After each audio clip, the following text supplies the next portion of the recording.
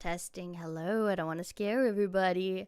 Hello, everybody. Welcome back. We're here for our Oh, I can hear myself. Ooh, turn that off. We're back with the last two chapters of Arc 6. Hello, Riley. Hello, Wispa. Hello, ACC, Senor Poop Scoop JC, Miss Madamari. Hello, everybody. Thank you, Chilled, for all that info. Chilled is right. We're going to do a spoiler-free intro just to go over everything real quick. I'm going to do a quick run-through of everything we have an update on for you guys. And then the cast is going to say hello, say hi to everybody, and then we'll let you know when the spoilers begin so you can peace out. All right, I'm going to go over what I said in the Discord today, so bear with me. This is the last chapter of Arc 6, but myself and the editors will be working on the final edited version of Arc 6. So yes, you will have a clean version with all the edits done, any corrections made, so it's not just a live stream. There'll be music, sound effects, all that jazz. Each chapter will have its own edit. We only have about 20 chapters we're going to do the visual novel edit for, so very specific ones like Good Loser, any name chapter, any big ones, that kind of thing. So if you are interested in that, like, we're going to have that. The regular chapters will have music, sound effects, just no visuals unless we have a piece of art done by a community member that we're featuring, that kind of thing. It'll just be like what we've done in Arc 5 in the past, so nothing new. Yes, the music's going to be very exciting. We are aiming to have that done for December, or at least have all of our base edits done for that by December. And then January latest, I'd love to start posting it phase by phase, hopefully sooner. We want to get all of Arc 6 out for our 5th anniversary in March. For the 5th anniversary, we want to stream the very first chapter of Arc 7 and then have our celebrations. And we are going to try, my hope, we'll see how it goes, is we're going to have enough of an audio backlog that we can put out the videos once a week. So we'll have an Arc 7 chapter each week, hopefully. We're 4 phases into Arc 7 recordings. We're going to be getting back on those phase 5 to, I think it's phase 8 or 9 for Arc 7. And then we go straight into recording for Arc 8. So hopefully we'll have a nice routine. We're going to take a break from live streams for a week. We're going to get started with Arcs 2 to 4 with the entire cast, so not just the Arc 6 cast, but everybody on our team in the next few weeks. Hopefully in about a week, but it could be up to 2 weeks. We'll get started with that. The boys recorded a podcast last night. Members will have it. Are you waiting for... I'll fix that. Thank you. Wolf interrupted me. I forgot where I was. Okay, it's fixed. The podcast, that's right. So the podcast is recorded. I have to edit it today. So for members, it's going to be live either tomorrow or Monday, and everyone else will have it Friday. It is Arc 9, so it's not a spoiler-friendly one, but we are coming back with some more spoiler-free, anime-only podcasts in the next few weeks. We've talked to Ed. We're going to try to bring him back for his thoughts on Season 3. We got a couple people from Witch Cult lined up, that kind of thing. Thanks, ACC, for joining. Anything else? I think that's it. Everyone will come say hi and probably cue me for something else. We are not going to do Arc 7 Chapter 1 today. We thought we were, but we forgot Chapter 90 is 59 pages long. So we won't do that since we have 2 chapters to read. So thank you for your patience. We'll see if we launch it early, but we're definitely going to have Arc 7 Chapter 1 for our 5th anniversary stream. Yay! That's all the updates. Let's bring everybody on. You're live. You might as well. You're live. Hello. Hey. How's it going? Yay. Good. Hey, we weren't talking about anything really. Of course. Nothing really, you know. Nothing crazy this time. Yeah, nothing. How's it going, everybody? Welcome to the finale of Arc 6, Corridor of Memories. That's what it's called, right? Yes. So. Oh, Yes. yeah, I thought it was Hall. That's more bougie. Actually, it's Welcome called in. Stars What Make History. Well, it's a Japanese name that is translated to we either can hall or translate it. corridor. Yeah, we can translate Well. it perfectly. Fair enough. Yeah. All right. Anyways, Reminder. but yeah, we're here today, everybody. Yay! Reminder to our Arc 6 team, it is a spoiler-free section until we go. No spoiler-free, no more. So our intros That's will be okay. spoiler Head free. empty. I don't know anything. All right, guys. Subaru exists. Wow. What? Without further Yeah. ado, let's introduce our team top to bottom. All right, hello everyone. I am Hal. I'm just a bit old now, given the fact that we've reached the fucking end of Arc 6. Holy shit! Holy shit! I never thought we'd make it in. I mean, holy fuck! I've been in this basement for so long. Hey, but you like it here. Dies of old age. Indeed. I've died. Like Hello, everyone. I'm Connor. I'm your voice of Julius and Rom. And Al, in commemoration of our finale here, I'm giving you the key to the basement. You're let out as soon as we're done. The Oh chains my are broken. goodness! You're fired. Shit. Is your I'm severance free, package- guys. Chilled. How fucking dare you think that this would take us 3 Oh. years? I run on spite. Ye of little faith. Ye of little faith. Ye of little faith. Do you know the sacrifices? I'm not going to get into my soapbox. All right. Do you know how much I sacrificed? Gold. Yeah, I'm Gold. I'm one of the hosts of the ReZero podcast, and today I'm doing nothing. So I'm just here to observe along with all of you and send this arc off. What a amazing effort and journey for everybody, and it's only just beginning. This is the live stream version of this. The editors will be hard at work bringing the finished product to you sometime very soon, as well as then going on to the much beloved Arc 7, which I think is going to be even greater. So thank you everybody in the chat. We see Ethan Oldow with $20 saying keep up the good work. I'm like 60 chapters behind, so I won't be sticking around for spoilers. Hope you all keep going. Indeed we Thank will. you, Ethan. And your support means a lot for us. That amount of money that we're getting to support this channel is definitely keeping us going, and is one of the reasons probably why we finish this so quickly, because we feel so beloved by all of you guys and all of your support over these many streams. And yeah, we're gonna keep on going. Thank you, ACC. I'll answer when we get to my spot. And thank you, Magic Mimi Q. Thank you, Mimi. Oh, this is so nice. So much love so early in the stream. I'll So do all much this really thinking amazing, after we get to my spot. Greenie, go ahead. All right, I am Greenie. I am one of the editors of Studio Reverie, and I am genuinely excited. We have reached the end, and as someone who's been here at the streams for like majority of the time, it is very amazing to have reached this far. But everyone here is amazing. That's all I'll say in the matter. Hello, everyone. I am Carmen, another editor for Studio Reverie, as well as your, or Studio Reverie's, Melee. And I cannot believe we have made it this far. I remember starting this and being like, I wonder how long it's gonna take. I wonder. I think I predicted 10 months, so not too far off. Okay. That's My guess kind. was Thanksgiving, or like right before the holidays was when we would be done. But like a third of the way through, Kyle's said, "You know what? We're going harder. We're going to do more a week. We're going to be more consistent. We're going to do this, and we're going to be done before Halloween." And here we are Crazy. now. Crazy thing, we start with like 3 chapters per stream, but then they start getting really, really long. I just want to say, all the haters from Arc 5, fuck you. You made this happen. Fuck you. Congrats. Out of This section spite. was run on spite and consistency from our amazing voice actors. So thank you all so much. Without all of you here and a few other friends who've helped us along the way, we wouldn't have gotten this far. So thank you so much. We'll do more thanking in a little bit. I'll cover a couple questions, introduce myself, we'll keep going.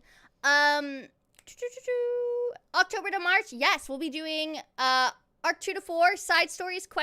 They've been getting hit by Katakawa for Witch Cult, so we gotta check in, see which ones first, but we would like to try some in the future. Most of them would be on Discord probably when we get back to that. a little more time. Pre-recording Arc 7, yes, that is our main focus. We won't be going live with Arc 7 to 9 unless we somehow miraculously catch up. We want to do a fun one, that kind of thing. So yeah, Arc 7 to 9 will be fully pre-recorded. Arc 7 and 8 assets, yes, Wispa, they will be together because the art's very similar, the location's similar. So it's kind of like continuation, so it'll be much easier that way. Common is also finishing up the Apothecary Diaries casting call, so you should go check that out if you want to be a voice actor. I think that's all the big questions. Thank you all for your donos and support. You support us by liking, subscribing, commenting if you cannot afford to help us financially, and that's totally fine too. I'm Kyles. I'm your Amelia. I play someone else today too, and I do a lot of covering today. Yay! Woo! Yay! Huzzah! Hello, I'm Tealdi. I narrate. I fill in for Betty. I do other voices. Maybe might be trying to do the Shala monster noises again today. I don't know. Connor They said were it so made him funny laugh last last time. time. Okay. I love the duo. I think you guys should do it together. I think that was fucking hilarious. Yeah, especially when we had various monsters and we went together. That was Yeah. peak. It was perfect. I was Oh look, it's so more than happy I one. was I'll muted. jump in too. But yeah, that's it. You also have your secret spoilery character for our anime onlys in today's stuff too. Yes. Oh, Jim. Jim. I love Jim. I love Jim. Jim is my favorite Everyone character loves in Jim. general. Your turn, Wolf. Thank you, Hello Dudley. there, everyone. Wolf here. I am your Subaru. I am also a co-host of the ReZero podcast, and it's lovely to see so many faces here, both in the actual chat for the actual stream itself, and also for all our VAs. We've come so far. We did it, guys. This is it. It is both relieving because it was a lot of work, but also kind of scary. It is almost over. It's gonna be a new chapter soon. A new chapter of our lives. That's not what I was saying, but thanks. Weirdly deep, bro. Oh my A god, new somebody's chapter name of is our lives. Wolf. Married. What? And then they called for you. Yo! With an Amelia PFP. Oh my god, you have a fan? Yay! Hi. Adorable. That is incredibly embarrassing. What do I even say? Where's my fan? What the fuck? Don't, guys. Okay. Guys, don't let them trick you. This is Wolf's alt account secretly, guys. Oh, Yeah, sorry, Yeah, guys. yeah. I was just looking He's at typing with his YouTube on my feet. second phone. yeah. Yeah, he's typing with his feet right now. Of course, of course. Moment ruined. Thanks, team. That's what we're here But- for. Thank you so much, guys. Seriously, thank you for staying with us, and thank you for any anime onlys and anyone who's behind that is going to be spoiled by today and is just here to say hello at the beginning. It's so lovely to see you. Seriously, really appreciate your support. Reverie has been a long-term project, and Arc 6. I feel like Arc 5 was always just to get to Arc 6, and I know that seems strange, but and I love Arc 5, especially because of how hard we worked on it. And I think the anime made it even better, personally. But I think our Yeah. efforts made the anime better for us. Yeah. In exactly. my perspective, we got to compare and contrast. We're like, this is just like how we did it. Yeah, Or- which was really fun. This is not how Look- I said that. Yeah. You're doing the same voice for Kiritaka I did. I feel proud. I feel That's true. validated. But I think we Why were is Liliana funny? Why do I like Liliana? the ultimate Okay, I was gonna say start that and one. setup. I think it was never supposed to go this far. It was ostensibly only for Arc 5, but I think in our hearts we all wanted to get to Arc 6 because this arc really speaks to a lot of the themes and the heart of the story, especially going forward. So we did it, we've done it, and there's more to come, and we're not leaving, we're staying. And you can't get rid of us. We're gonna be constantly harassing you with uploads and more stuff and more content, and you can't run. We're coming. Surprise. Guys, Studio Reverie's actually a front so that they can do their podcast channel. Yeah, the podcast When? is actually primary, and then Last night. Yeah. I know. Holy We recorded for shit. like almost 2.5 hours. I was heavily asleep throughout all of that. Thank goodness. Yeah, I I'm assume- glad That's you were. true. I was screaming. Was it about the recent chapters? It was the Yes. entirety of the last quote phase, which I think is done, but might not be done. I mean, it feels weird to end it now. I think that they could pick up and show that like stuff is done and other stuff There is could be left one. unresolved. Yeah, we Yeah, I thought there could might see be it. one more chapter for this phase, Yeah. but I wouldn't be surprised if this is the end. But regardless, we'll talk. That's discussed for Whisper, Later, there yeah. was a podcast episode for Arc 6, but it is now lost because I was miserable while recording it, and there's no way we're gonna fucking post that because I was just a fucking mess.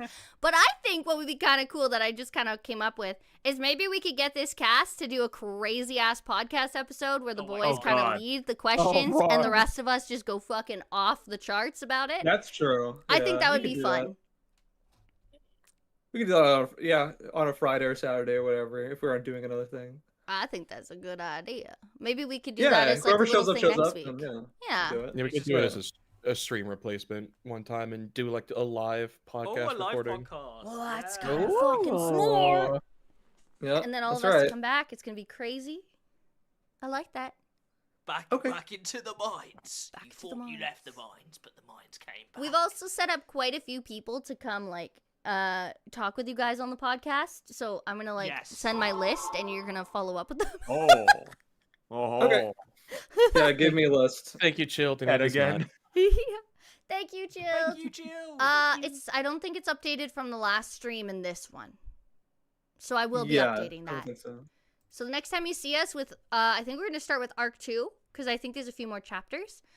It'll be updated for then. Mhm. Man, going back to Arc 2.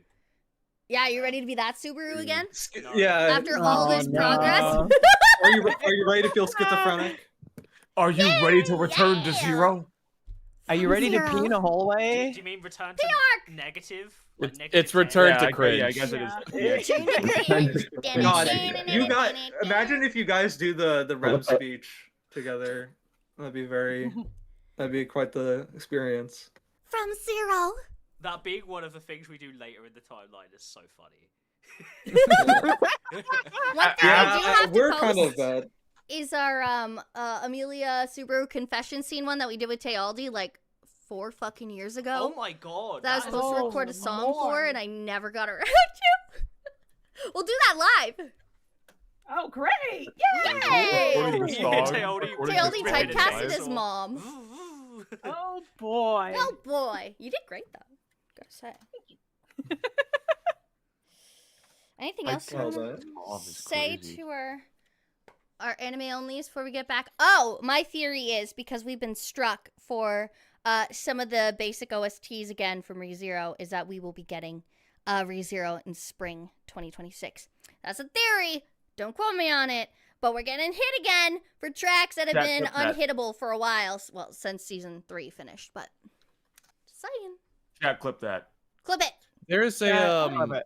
there's a ReZero panel at MF Bunko early next, like a month from now, where they will probably release some information. We should have we might want to do a stream for that. Oh, a Yes. classic Connor tries to translate stream where we all fuck around. Yeah. With Yeah. how many Yeah. people we actually have in the channel that we work with now that actually speak Japanese, I my would God. be too embarrassed to try. We'll force Garkar at Oh my Pitchfork. god. Garkar, get in That's here! crazy. Well, I think they'll probably be in the Witch Cult ones, but We're gonna bargain for him. Hey, we need him.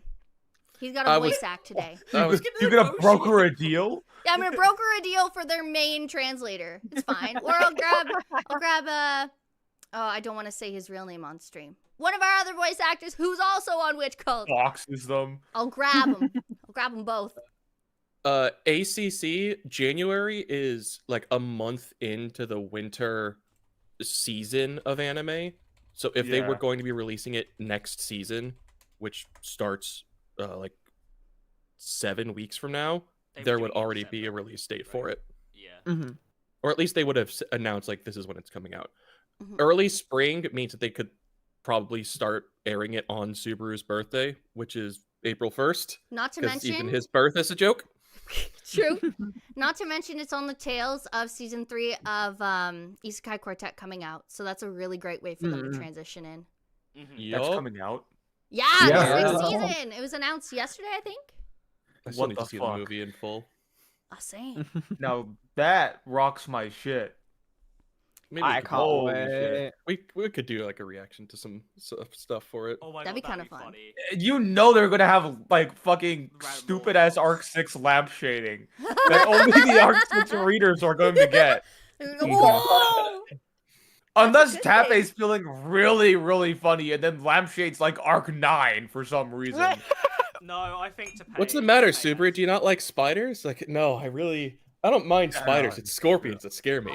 Is it Scorpion? Ah! You know, you guys feel like Subaru looks directly at the fucking screen. Thank you, senor. Scoop. Arigato! Man, I so really much. hate scorpions looks at screen and stairs looks at screen. Stairs really irk me sometimes. Looks at screen So, again. what I'm gonna do is, any anime onlys, get out of here. Thanks for being here. We love you. Yeah, sorry, spoilers. thanks. Subaru dies. I think one last thing I will mention that I Okay. think is just a really funny thing about Isekai Quartet is that because Tapei takes so seriously that Subaru dying is an important thing, he refuses to let he him die on hasn't died. Isekai Quartet Yeah. because it's a comedian, Yeah. which is just like, so Subaru's just kind of existing there in a stasis. And then I remember when the first season was coming out, everyone was theorizing, yo, is he looping? What's the big threat? Yeah, that's is he going on?" looping to make sure that everyone stays He's friendly happy with and each other? everything's good. No. And like, there's going to be a flashback at the end of the show where it's just him constantly dying because he's trying to fix the interpersonal relationship. And it's just like, No, no. him being immune to time stopping powers is funny enough Yeah, that as, was as a nod to it, as well as everyone realizing this should be breaking his mind. What kind of trauma and Oh terrible yeah, things does that's this what boy yeah, see? yeah. Yeah. Anya Blast. He stood in That's- front of that Thank you, and ACC. didn't flinch a single time. As well as his What rivalry kind of from mental Cosmo. Holy you shit! know. Thank you, AC. Oh Damn. my god. Oh, Mhm. jeez. Thank you so much. Holy shit. Yay. Y'all coming in clutch. We appreciate you so much. Thank you so much. All right, Oh my, now nice. we will send our anime onlys away. Thank you all for being here today. That's the anniversary. Bye. Yeah. No. No, no, no.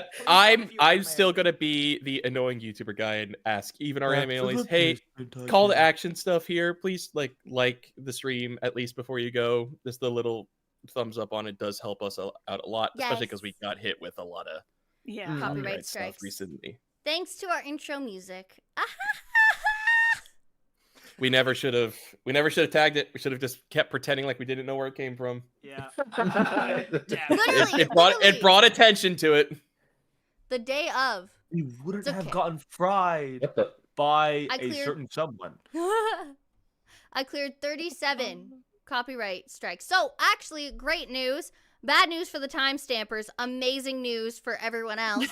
There's no intro anymore. Right. But the timestampers got to go back and Right. fix those timestamps. Sorry. Timestamp is going back to Vietnam right now. Andre, Unfortunately. Andre and Mickey are crying. Guys! I already did this. It's okay. But yeah. We'll find something new for future streams. Yeah. Arc 2 is silly. We could find some silly stuff. Oh, yeah, we got 100%. Lots of silly stuff. Clown music, Entry the Gladiators, something Oh my easy. Yeah. I want get the Taildy's entertainer. Sand Dune. Or To be fair, Sandstorm, that's it. yeah, Sandstorm. Oh my god, That's can we all bass I boost want. it and like make it really funky too, and then And We do what just every talk YouTuber about- does and add a video game OST to the intro. Oh, fuck yeah. Obviously. I mean, Yeah. that's not a terrible idea. We could find. That's how it works. I actually have a whole soundtrack from a guy I bought for D&D music. We could find something in there probably. Yeah, that works. That There's works. a guy. there's a guy I know. He got me a soundtrack. No, I Thanks, I know a JW. dude. Thank you. Anime onlys, thank you. That's our last time. We will now send you Yep. away. Yes. Greedy! We got a lot to go Holy through. balls! Oh my god, Greenie! Put your card away, Greenie. Well, What the- Greenie. That's for Pay you me guys. to work for me now. Why? Are you I know Yeah, that. Think about The it. irony. Your This is brain how is. great employers your- we are. Yeah. So we get all the money, and you guys. People started We That might doesn't work actually- for us. scheme. We might actually hit the 10 super chat fund thing for the first time today. Whoop, Oh whoop. my god, yeah, I did. Yeah, I forgot That's that was a true. feature. Holy And we're gonna shit. be here for hours, right? Yeah. Yeah. We'll be here for a while. All right, now We'll the take animalies breaks. are gone. Let's Yeah. spoil everything that's happening today. Yes, please run The away. viewer count has not changed. The enemy onlys are still here if you are still here. That's why I'm All right, scaring well. them. All right, guys, I'm starting off our Arc 6 podcast. Do you think when Super pissed himself, he also shit himself that one time?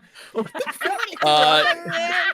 No, I think it explicitly mentioned that he did not do that. That was only when he did other things. Ah, that would make sense. Yeah. Yeah. Wait, Al, were you talking as Reed right now? What the hell? No. There, Greenie did the Reed first hosts spoiler. the ReZero podcast. What could go wrong? Read reading. The ReZero. Reed. I mean, it wouldn't be raw. I mean, it'd be funny if I did it for this chapter, given what it's named. Arc 6, chapter 89. Whack! She doesn't speak the entire chapter. She just pisses Arc herself and falls 6. over. Chapter 69. Like every Dumbass. line is just. Oh my god. Ya prick. Are we all okay?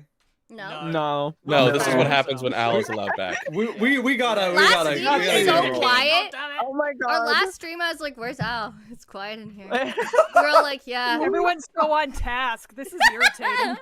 Yeah, we're being too within the boring. That's Sorry why about our that. views are so shit on the last one. Yeah, Oh, that's you didn't have me to chronically Al's not derail here. everything. We did Okay. have the chaos element. Genuinely, though, we've got 80 Yes. pages. Yeah, to we have a read. lot do of. that. stuff. we are. All right. We got it. Oh. Gets to get. Hi, Al, Taildy. okay. Oh Jesus Christ! God. Thank you, sir. May have another. All right. We got So, our At team any- locked in. Anytime Al, Taildy, either of you two want to tag out for a section, tag me or Gold, and we'll tag in. Okie dokie. Okie dokie. Just Hi, keep tagging each other. hi. It's an endless loop of suffering. I feel like Al will be good. I think Tealdi with 59 pages. I mean, we're feel like not you might need to saying cut you it in half or can't. something. Yeah. We I want your die vocal cords eventually. to survive so we can work you harder for Arc 7. Yeah, we still have Arc This is why 7 I gotta chapter save 1 it. to Oh, do. that's plenty of time. That's the most Oh, manager Rico. response to anything I've ever heard. Employees pay to work here. I've just Yeah. become corrupt. With power comes corrupt. Take But because care I- of yourself, Whenever I do so I can something- work you harder. If I say it I don't nicely, want you to everyone hurt goes, yourself. "No, I'm not gonna do Because I it." But need if you I say it later. in a mean way, you guys do what I wanted initially. You So know- it's fun. Yeah, everybody's here's a little weird. In a They're a way, little apart- weird about that. Apart Uh-huh. from paying, Support in apparently, parentheses supposedly derogatory. paying to work here. Look, You're the actually quite a carrot and the progressive stick manager. are really getting Thanks. confused on their roles in here. And that's our employees' fault. It's not our fault. That's the yeah, employees. yeah, duh. I'm just saying, it's very progressive for a business owner to be like, you know what? I really care that my people take care of themselves because then they're more productive. Yeah. They do more. Okay, Connor's put the Oh, yeah. hammer down. Okay, let's get back to let's work. Get to it, let's get to it. Yep, Alright. You guys can believe the boring is on Connor. Like, guys, That's fine. I'm just saying. No, you don't No. have to agree to that. I was being mean. Okay, No. lock in. Is mean. You're right. Oh, shit. Oh. With love. Is everyone ready? Yes. Hi. Mhm. See. That yes sounded like serious slightly now. constipated, but you know what? We'll roll with it. Arc 6, Chapter 89. Shala. Ragged, ragged, scattering away. Crumbling, crumbling, flaking away. Tired, tired, fading away. Ragged, crumbling, and tired. Everything in the distance was shimmering. Outside the tower, the witch beast master had broken through the stampede of countless witch beasts by fighting with all her strength. On the second floor, Rita Strea, who had seized the body of Roy Alfred, had been defeated. On the fourth floor, the blasphemer of fate, the vile Sin Archbishop of Gluttony, had been defeated. And on the first floor, Amelia had broken through the unknown examination by fighting bravely and heroically. A variety of obstacles they had faced while trying to capture the Pleiades watchtower had been cleared. This was the result of them trusting in each other, staying unified and cooperating. To put it in an Amelia-like way, this was the result of everyone getting along. Thanks to this, they had finally managed to make it to this point. Therefore, the next step was... It won't mean a thing if we don't win this together. Back when they had first arrived at the Pleiades watchtower, this was what Amelia had said. They had not come here to lose anything more, but to recover what had already been lost. Everyone had agreed with what she had said back then, and everyone had agreed that everyone returning from the Sandseas safe and sound was of absolute necessity. It would not be an issue even if more people returned than came. Subaru, Amelia, Beatrice, Ram, Maylie, Anastasia, or rather Aridna, and Batrash as well. And adding Shala would not be a problem at all. It would not even matter how loud and boisterous things would be on the way back because of her.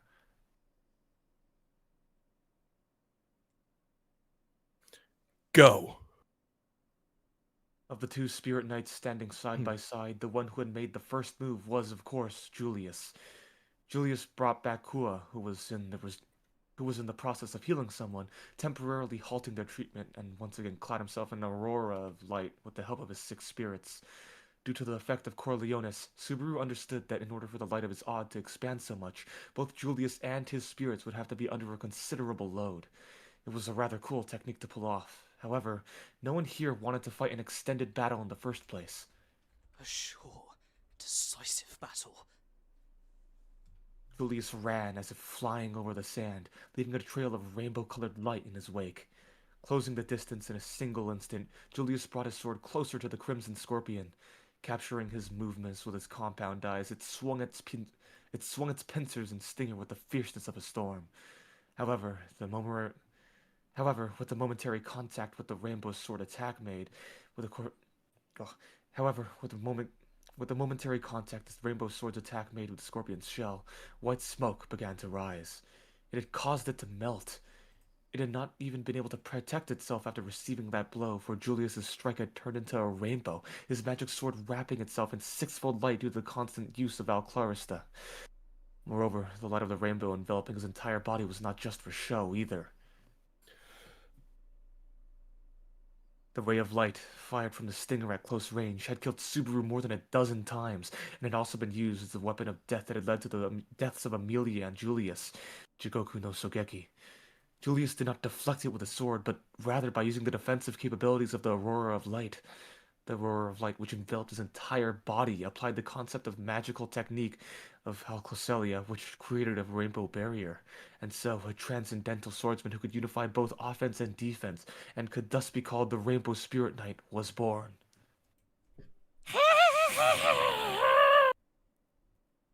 Its defenses were being broken through, and it could not land a single lethal blow. As a result, the Crimson Scorpion was having an awful time. However, the witch beast that had been the guardian of the watchtower for the past 400 years had a sense of dignity. Its crimson shell glowing brighter and brighter. A great amount of heat was released from its powerful pincers, then slamming into Julius, blowing the Rainbow Knight quite a ways away. Its large pincers gave off extreme heat, the atmosphere around the Crimson Scorpion starting to distort due to the intensity of the heat. Blazing hot pincers. If Subaru was to confer this a name, he would call this the Jesus Scissors Hellfire form. It was quite admirable for it to show off its new techniques in order to liven up the final battle, but in truth, he did not want it to show any growth. An enemy breaking out of their shell and fulfilling its potential was extremely undesirable at the moment. Minya! It swung its crimson pincers through the air, but those were deflected by purple stakes from the side, preventing them from making contact with Julius. By himself, Subaru was not enough to do anything in the high-level battle between Julius and the Crimson Scorpion. As a result, Beatrice covered for Julius to the side, whilst Subaru waited for an opportunity to do something. He made sure to keep himself out of harm's way so he would not be killed by the aftermath of the battle. Subaru then pointed his gaze at the sea of sand that had been devastated by the whirlwind that had driven the swarm of witch beasts away from there. In terms of the damage inflicted and their sheer vigilance, the witch beasts that inhabited the Arguria sand dunes had had a major impact on Subaru and the others during their journey.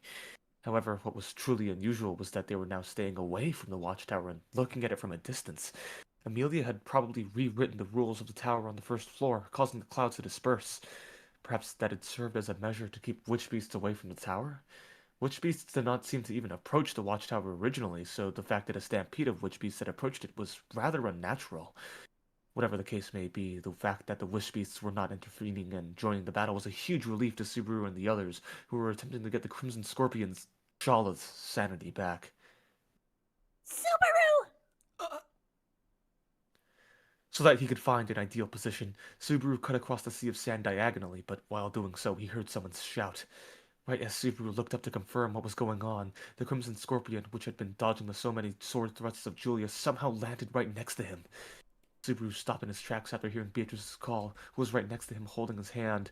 However, as if flicking away an insect, the witch beast's tail whipped towards them, that one strike making Subaru aware of death.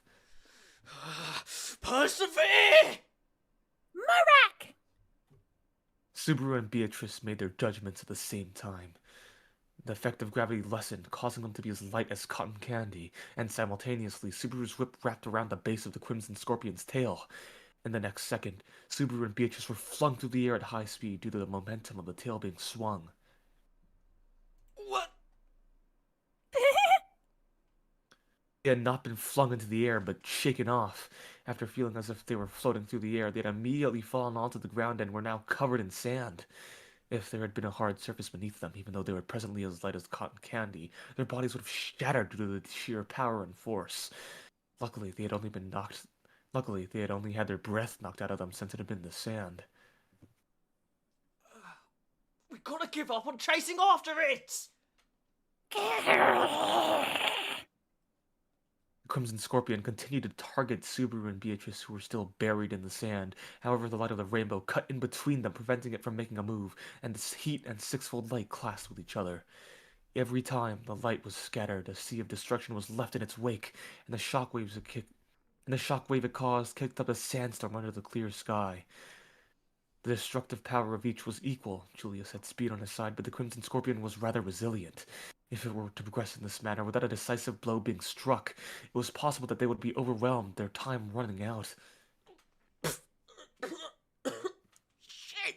Something needs to be done! Figure out a way to win then, in fact! Together, Subaru and Beatrice got themselves out of the sand and spat the grains of sand into their mouths out with the same manner. With tears in their eyes, they tried to figure out how to get the sound of Subaru's voice as well as Julius's rainbow light to reach Shala. There were 3 possibilities they could rely on. The first was Julius to suddenly awaken an even greater power and defeat the Crimson Scorpion in a single blow. This one was a bit unpleasant, but would be a win nonetheless. The second was for Subaru and Beatrice to successfully complete their new spell and finish off the Crimson Scorpion, obtaining a win with their teamwork. The third was for Amelia to suddenly drop down from the sky with love and peace in tow, bringing about world peace with her cuteness. I'd really rather hope for the third one and not the first. But As stated before already, Subaru did not believe that he himself was capable of successfully awakening something, and it was unrealistic to expect Amelia to show up with the perfect timing. That being the case, the best they could hope for was Julius suddenly becoming much stronger. he's already done that once, so I can't expect too much from him. Julius and the Crimson Scorpion continued to fight at a speed that Subaru's eyes could not follow. Pondering what to do next, Subaru stared at the devastation occurring right in front of him, the aftermath of which was capable of turning him into ash if he got too close. The only thing he could do in the end was to fight with all the cards he had in his hand. If that was the case, then the least he could do was exhaust every card in his arsenal and beat Natsuki Subaru successfully. Think! His brain going at full throttle, going over that which was not simply a hopeless dream or observation, reeling in something with substance. And so, while searching for the cards he could have in his hand, Subaru realized something. He still had one last card he had yet to use. Bayako! Did you think of something, I suppose? Beatrice responded to Subaru's call with eagerness, as if she had been waiting for it. Blessed to have such an understanding partner, Subaru clasped her hand with his once again and nodded vigorously with a "Yeah!" and Here, I'm gonna use all of the strength this journey gave me! ragged, ragged scattering away, crumbling, crumbling, flaking away. Tired, tired, fading away, ragged, crumbling, and tired. Everything in the distance was shimmering. The fierce light of a rainbow flashed in front of her eyes, and following her instincts, she swung her arms to get rid of it. Her two bright crimson pincers glowed, containing enough power to burn anything in existence, regardless of whether the object was rock or steel, and could cut through them as easily as cutting through butter. But I'm not really sure what butter even is either. Talking about things based off of secondhand knowledge, she continued to chase after that shimmering target. However, this place was the vast sand sea, devoid of any obstacles, so there was no way for her to corner them. But whether this was a place where there was nowhere to run, or where she had to fight from a distance, she had complete mastery in such things. After all, Sokukishu are always alone, right? This was something that she had also heard before. A Sogekishu was a sniper, someone who had to wait patiently before completely finishing off their prey, and so she chose to wait.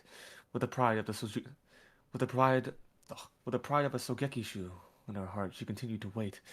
Day after day, night after night, she gazed into the horizon, forever waiting, looking at those who attempted to come to the tower. There were rules there, rules that bound her to the tower. She was upset by that, but also thought that if there were no rules at all, her forgetful self would have forgotten various things in no time. Whether it was the places they had gone together, the words they had spoke to each other, the time they had spent together, or the feelings and thoughts they had shared, they would all be forgotten. Oh, that would be terrible, wouldn't it? Everything had moved on, leaving her behind. Because she had been asked to wait, she could wait for as long as they desired, but since she had been made to wait, she could not help but hope that the person she was waiting for would come back. As long as they came back, she could wait forever. Therefore, I was so happy that Master came back. because one by one, everyone had disappeared. When he came back, she was not sure if she could believe the words he said. Had she waited because she had believed in him, or had she continued to wait simply out of habit? She was not even able to answer this question. She had never even thought about it before. There was no reason to think about it either, for before it had disappeared, they made true on their promise. I'm one happy person, Master. So, please never leave. It'd be great if you could stay here forever. Because she was no longer alone and could graduate from being a Sogekishu, she thought that she could receive an appropriate reward for graduating. I don't want to be left behind again, Master. I too want to be loved. Everything had moved on, leaving her far behind. Therefore, this time she wanted to follow him no matter where or when. Therefore, I hope you can come to love me, Master.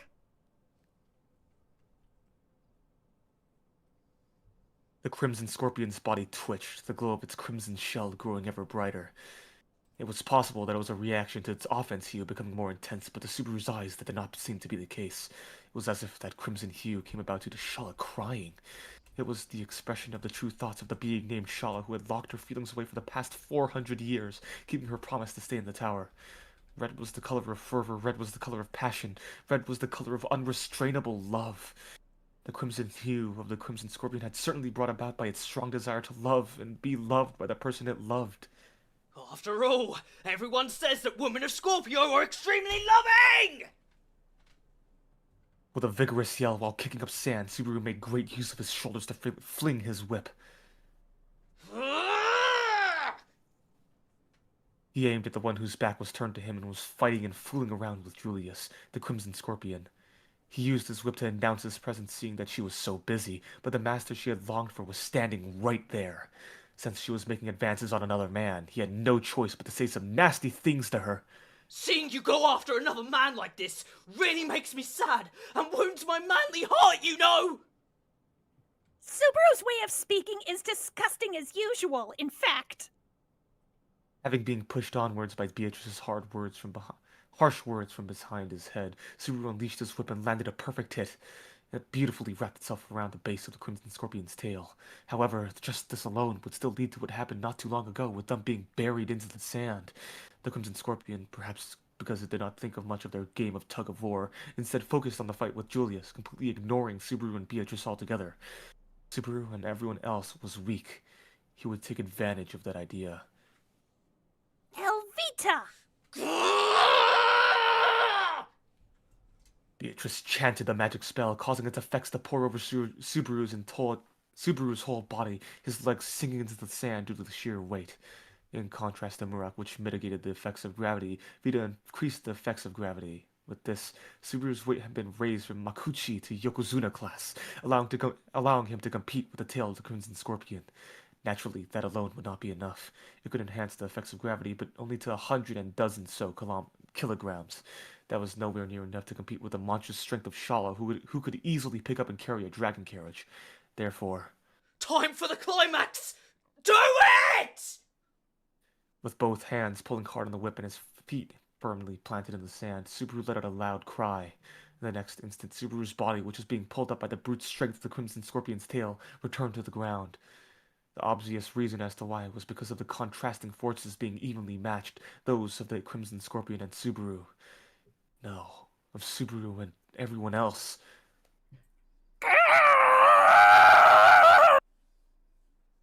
Now, in front of Subaru, standing firmly in place, was the Hungry Horse King, who had broken into their game of tug-of-war with its huge, strange-looking body gripping the whip with force.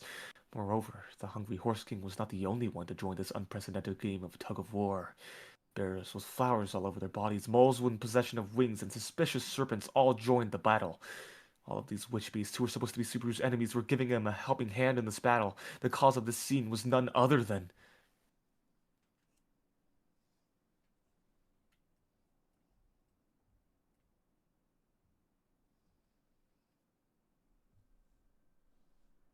Really? You're such a slave driver! It was the voice of a girl enveloped in an atmosphere of displeasure, of listlessness. The owner of that voice was a young girl, her cheeks devoid of blood, a girl who was having trouble breathing. Melee, tightening her lovely face, she let out a long, hard sigh, then yelling at a hurrah and clapping loudly. Okay, come here, everyone! Watching from the side is waste! A single clap, and after a single beat, the sandy sea began rumbling, continuously pouring into this area were witch beasts whose footsteps and roars could be heard. This demon-infested place called the Liguria Sand Dunes had been taken under the control of the witch beast master. No, she could no longer be called that. The scale of the phenomenon occurring was not one that had been caused by the likes of the witch beast master. Employing the power of the divine protection of fiend manipulation, she guided and took control of the herds of witch beasts occupying the Liguria Sand Dunes, so the title of mere witch beast master no longer suited her. It was as if the mother of witch beasts, who had left a trail of destruction in the empire to the south, had returned. She once again made use of her skills to cause a stampede for this battle, turning it into an all-out war.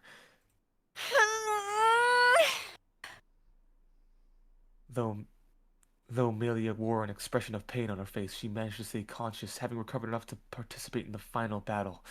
There was a little trick to it. Subaru had naturally used Corleones to distribute the damage Melia had taken to someone else. Sharing it had been the last card in his hand. Not with Amelia, not with Beatrice, and not with Ram either. Nor was it shared with Julius, the kidnapped, trashed Melia, or the sleeping Ram.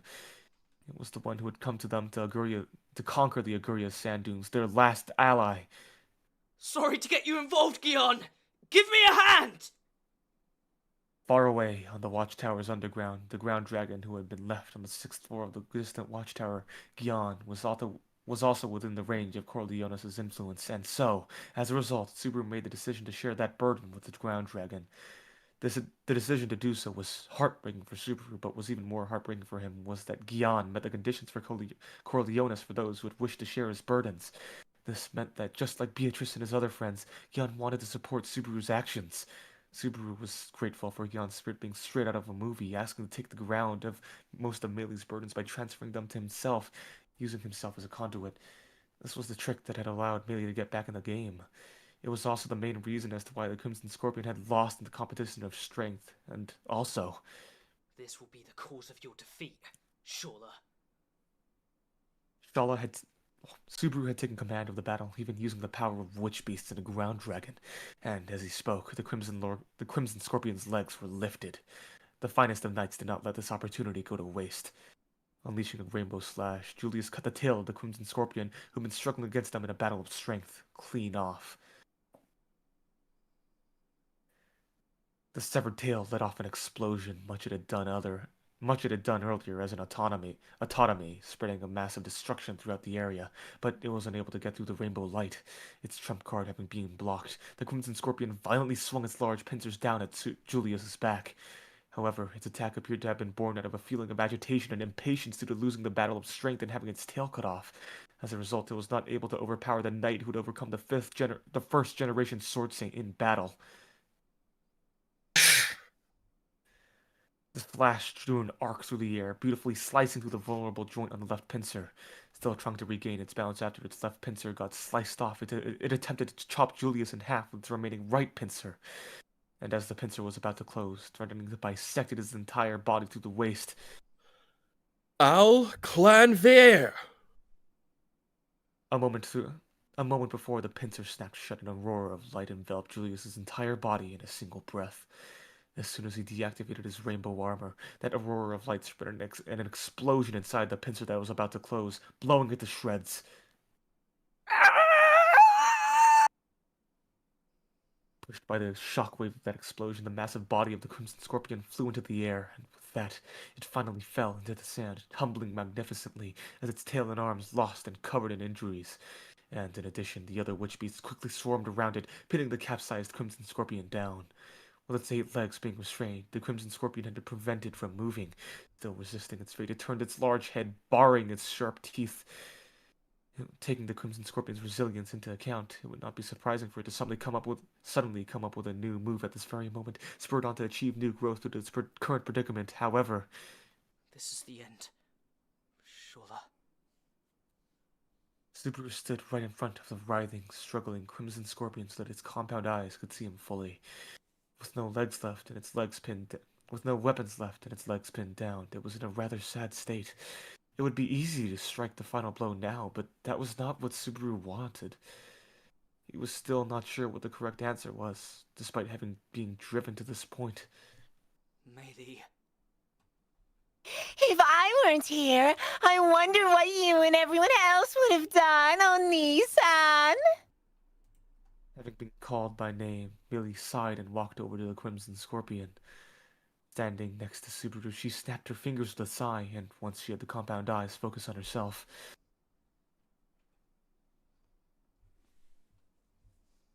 Who are you? The red scary scorpion-san? Or are you?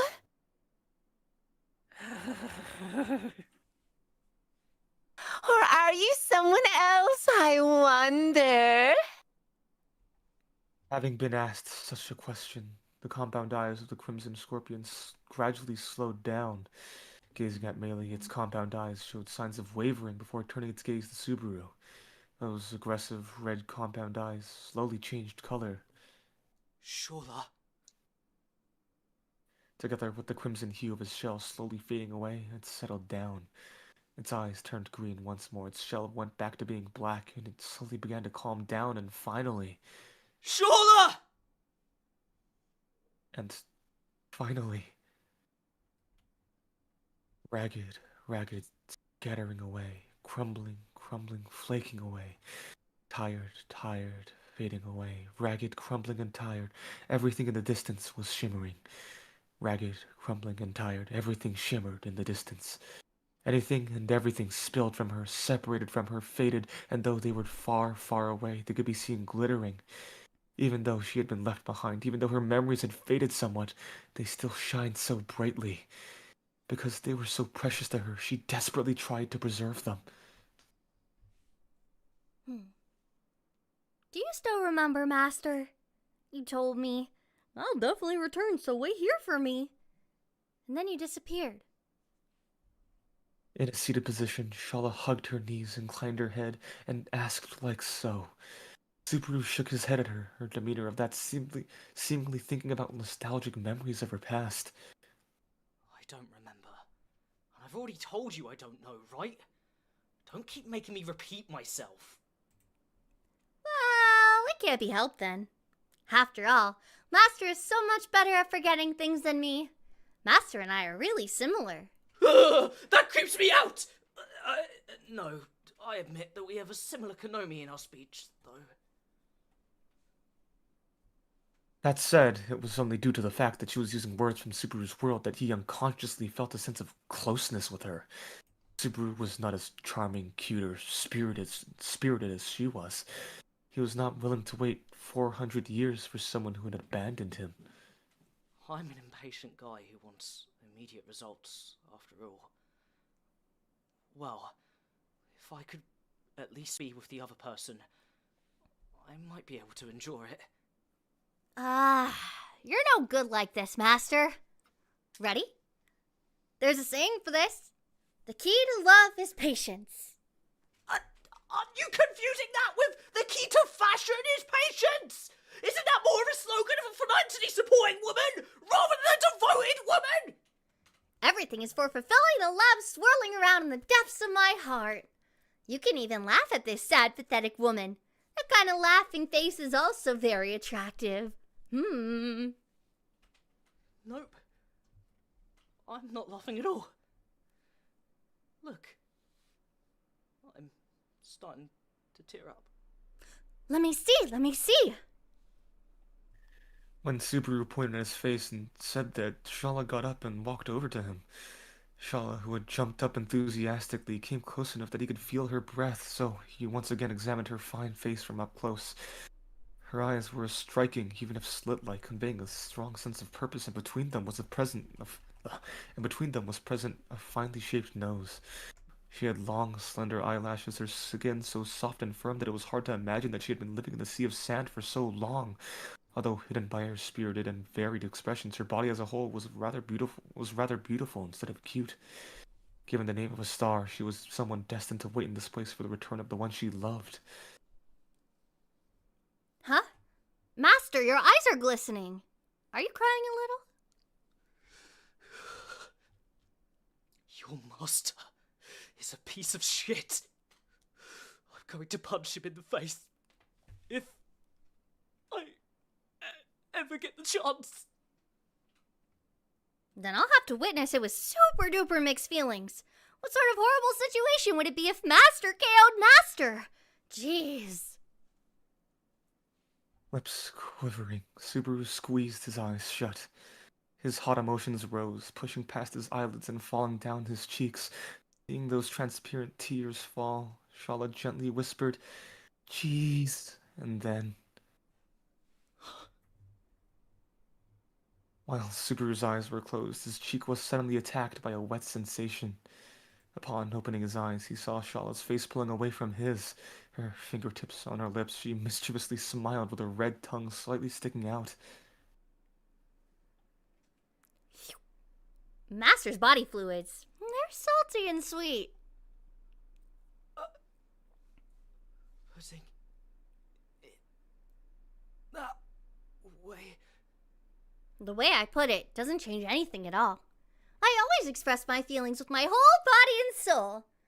You know, Master, I love you. I love you. She had often told him that. Once he understood the context, it was impossible for Subaru to say that it was a meaningless statement. The reason why Shala would say, "I love you," as often as she could, was because her heart was overflowing with love. Because always, always, the words she wanted to convey would overflow from within her. For 400 years, she had been waiting, wanting to love him, wanting to be loved by him. I love you, Master. I won't tell you I love you.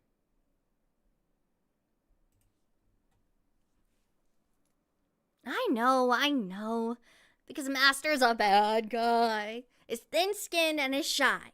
But that's what I like about you. I'm crazy about you. Anata dake. Time had left her behind, and the role she had been assigned had bound her like chains. When she had almost had to hurt the one she loved, she cried and begged for death. Instead of hurting him with her own hands, she would rather lose it all. What did he say to her, who was in tears? He said that he would never allow her to continue to cry like that. I won't say that to you. I love you. Or words of the sort. It's okay. I'll keep saying the words Master won't say. Master will definitely want to say them to me sometime in the future. Sometime in the future? You say? That's a long time. 400 years of waiting. Can you really do that? Is it? 400 years went by real fast. She had once cried out in anguish at the fact that she had waited for so long. Having been left behind by the passage of time, her love holding her hostage, she had cried out that she was lonely. Now she had no idea that in a world where she had spilled her heart out had once existed. Therefore, concealed behind her spirited attitude, how much emotion had been swirling about in her own heart. He had sworn to never make her cry, and he was not going to break that vow even now. That was why he hoped that she could cry out. He wished that she could cry. But now that would not be enough. As long as she cried, bawled her eyes out, cried out and howled, Natsuki Subaru, who was not her master or anything like that, would run with all his heart and soul to her side to stop her tears. And yet... A mere 400 years? It's almost like the day after tomorrow. The Crimson Scorpion was nowhere to be seen, and in its place was a beautiful girl, smiling. She was so beautiful that he could not help but become speechless, so ephemeral that it seemed as if she would collapse at the touch of his hand. Shala's soft cheeks flushed red as she said, "Because," her look that of a maiden in love. Continuing, the maiden in love voiced a, "Because..." I also loved waiting for you. Hey, Master? That's why one day, again... Ragged, scattering away, crumbling, flaking away. Tired, fading away, ragged, crumbling, and tired. Everything in the distance was shimmering. Ragged, crumbling, and tired, everything shimmered in the distance. Shala! A part of her shell fell off, crumbling and flaking away and turned into dust. It did not stop there, but spread to the parts peeling off her whole body. The tail and pincers that had been cut off, the multiple legs that had been held by the multiple legs being held down by the witch beasts, and the head that Natsuki Subaru held in his arms. Everything. Did she fulfill her purpose, I suppose? While the existence whose pieces Subaru had gathered in his arms gradually diminished, Beatrice uttered that to him in a hushed voice. With a melancholic look, the adorable spirit gazed down at the witch beast powerlessly crumbling away. No, at someone who was just like her, a brethren who had sacrificed themselves to the role allotted to them by destiny. His brain refused to comprehend what Beatrice had just said, but he instinctively understood. This was not death. This was, after being entrusted as the Star Keeper of the Pleiades Watchtower, the inevitable end that she had met today. Then... we... If they had not come here, would she have been able to exist here for all eternity? Forever in this tower of sand, waiting for a person who would never return.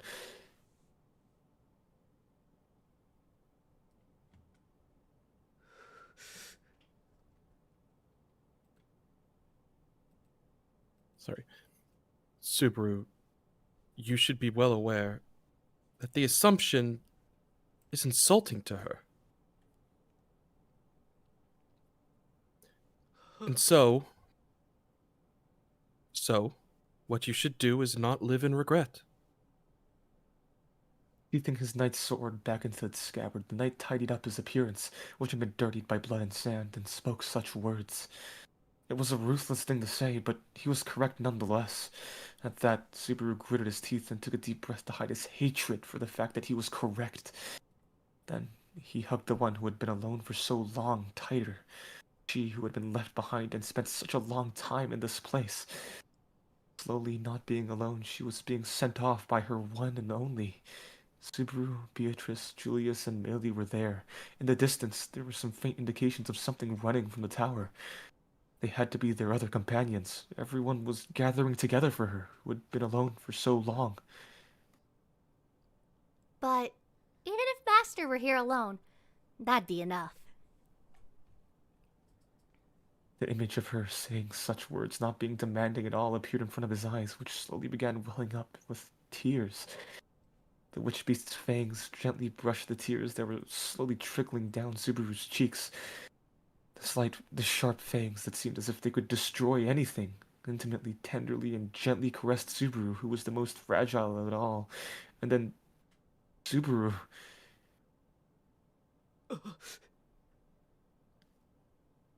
The arms that had been wrapped around her suddenly no longer felt her.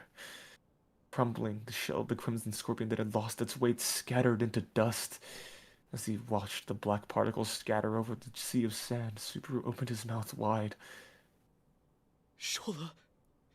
Yes, Master? Shala. Shala. Shala. Did you call for me, Master? Shala. Shala. Well, being loved so much by Master like this makes me feel so embarrassed. Closing his eyes, the sound of her voice responding to his call rang in his ears. And yet, now, she no longer existed anywhere. Crouching down to the ground, Subaru pawed away at the sea of sand in front of him. The sound of someone's voice reached his ears. He did not know whose voice it was. He did not have time to confirm who it was, but he simply looked up at where it had come from and widened his eyes. Still covered in black particles, a mound of sand shook slightly, and something crawled out of it. It was a rather small being, about the size of a palm, swinging its two pincers in order to get through the sand, and then expertly pulling its body from the sand with its tail, was a small creature with a crimson shell. It skittered over to Subaru, who was on his knees, and brushed against his hands covered in sand. The mere act of brushing against them seemed to have been her leaving behind a trace of her charm. Ragged, scattering away, crumbling, flaking away. Tired, fading away, ragged, crumbling, and tired. Everything in the distance was shimmering. Ragged, crumbling, and tired. Everything shimmered in the distance. Everything shimmered because you were there. A mere 400 years. It's almost like the day after tomorrow. Because I also loved waiting for you. Hey, Master? Let's try someday again. I hope you'll meet me again someday. This time it's Master's turn to wait for me, okay? Instead of the women doing all the chasing, the woman's the one being chased. Master, this promise is very, very important. Please don't forget it this time. Master, I love you.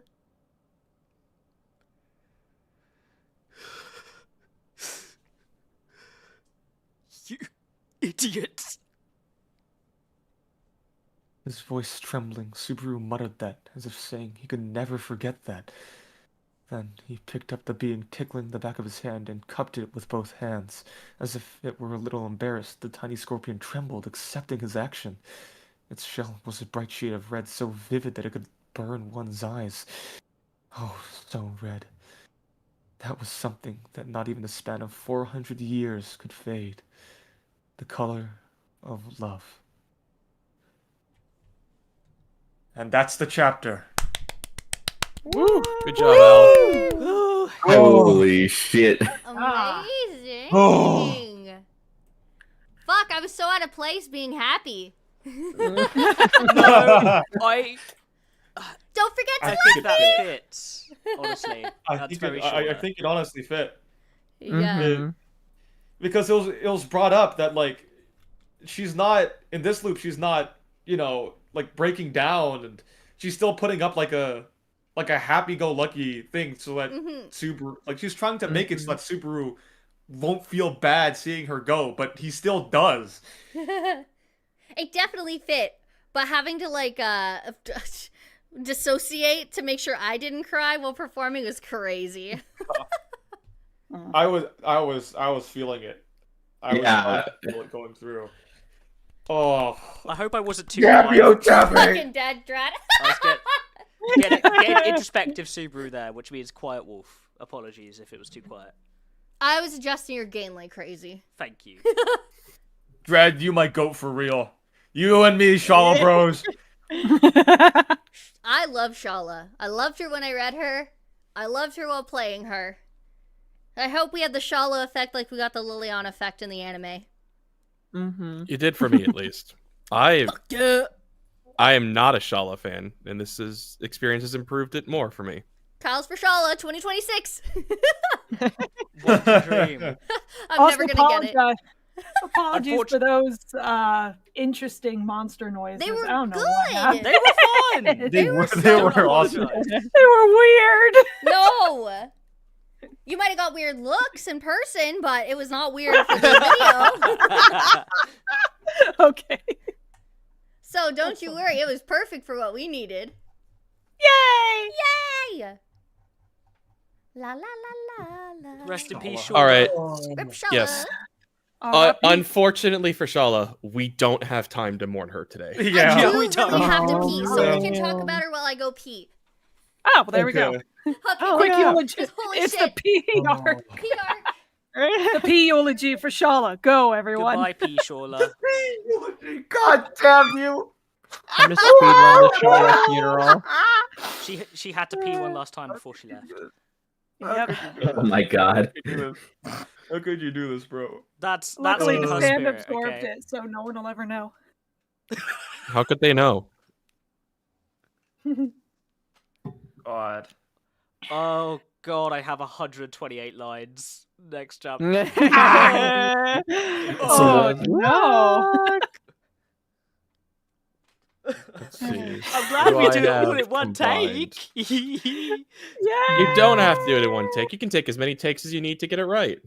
Yeah, make it hard for us Cough, editors. cough. Yeah. Those would multiple takes not make it easier that you just cut out the bad lines? Yeah, Oh, no, yeah, but I do retake a line if I think I've flubbed it really bad. But I mean, it's editing. It's not a big deal. It's not, but it's easier if you get it done the first time. Yeah. Okay. Yeah, that's fine. Multiple takes. I'm gonna have to do funny bloopers if that's the case. I gotta keep my speedrun time down, guys. Come on, you gotta get it yeah, perfect. get that time clocked in. I will make sure for all the editors that when I'm doing my Arc 7 bloopers, or like just my Arc 7 recording, I'll make sure to have like a bloopers section because there will be a lot. Oh my gosh. The bloopers are my favorite part. Yeah, they're my favorite too. Oh. I gotta remember to make a separate thing for my bloopers because normally it's just like, oh, screwed up, delete that. That's gone forever. Yeah, No one will ever know. it's spacebar Control Z R like immediately as soon as I make any mistakes in lines. Like, oh god, I have had so many times just recording Ziggurat that I've accidentally slipped out, like mildly out of the voice into just like something else, and then I go, like, oh well, that is fuck off. Yeah. It's always great. It's like, I'm in this really serious tone. I'm narrating. Everything is perfect. Ah, crap, I messed it up. The way I would go into like a coughing fit mid gluttony line in Arc 5. Luckily, you haven't had that much now. Yeah. I had to practice.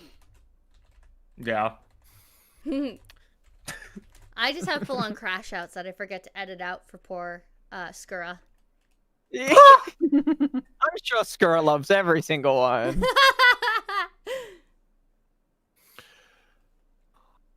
Wispa, I'm trying to type, but it's hard to type and think at the same time. Yes, toilets were mentioned. Shala mentioned several times that Subaru has smashed his head into the toilet, and that's why he forgot. Yes. They have a bathroom. I They don't have know why they toilets. have flushing toilets, but hey. Magic! Fantasy Maybe magic. those I just- toilets. It's I mean- it's because toilet is the English loan word that Japan uses for bathroom. Like I will call it the loo, the restroom, the bathroom, and like 1,000 other Water words. closet. Toilet To close is it. or toiletto is just another word for bathroom in Japan. So instead of translating it as bathroom the normal way, they are probably translating it to toilet okay? when she is saying it in English. Are you laughing or did you hurt yourself?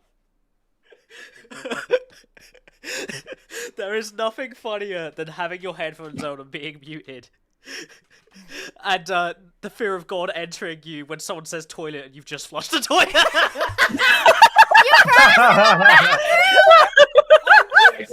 I don't trust that shit. Oh, I do. Man, it was about to be a real life.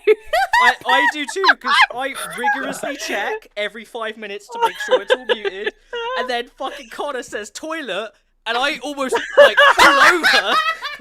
How did you know? He came down the stairs. All I see in the corner of my eye is him looking like he just ran a marathon.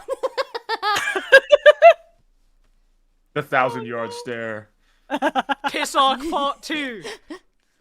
No! Boogaloo. Electric. Not in this house. The steam cleaner's not here today.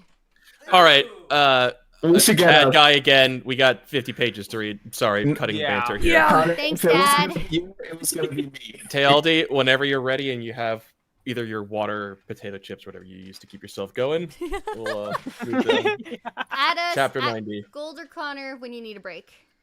If you need a Alrighty. break, I'll play you. Ominous laughing. We'll see how much I'm laughing by the end. All right. Everybody ready? Yes. Mm-hmm. Hi. All right. Here we go. Arc 6, Chapter 90. Hero. Picking up the tiny scorpion that had emerged from beneath the dust in his hands, in complete silence, Subaru's shoulders trembled. He had wanted to save her. He had wanted to take her out of this lonely tower of sand.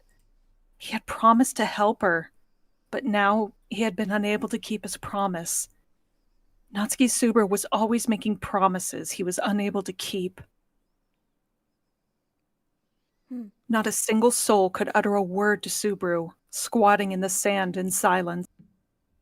Beatrice, who was beside him, and Julius and Meili, who were behind him, could not find the right words to say. The scorpion, which had been in his cupped hands, crawled up Subaru's arm and perched itself on his shoulder, brushing against his neck as if it were trying to comfort him, who had even forgotten to shed tears and weep. Subaru did not possess a clue as to what the tiny scorpion even was. What did the scorpion, which had emerged from the dust of the crimson scorpion's crumbling, have to do with Shala? Was she this scorpion? That's impossible. In her last moments, Subaru had exchanged words with Shala. However, it was not clear whether the conversation had actually happened, or if he had been just imagining it all as she parted. However, Subaru harbored a sad conviction that it had indeed happened. Shala was gone. Her existence was tied to the very ruins of the Pleiades Watchtower, and was ultimately, much like Reed or the monolith of the third floor, something akin to a stage prop for the examinations. As a result, once the Watchtower had fulfilled its role, she had to leave. She had sacrificed herself in following the role of a stage prop until the very end. It was impossible that a mere stage prop would open a hole of this caliber in Subaru's heart. That frank smile, the annoyance he felt because of her desire to interact with him, and her unfamiliar voice calling him, "Master! Master!" with deep affection, all of it was gone. If Shala were to cry out and scream that she did not want to disappear, then Subaru would do everything in his power to stop it from happening and would sacrifice himself time and time again in order to save her. However, that was not what she wished for.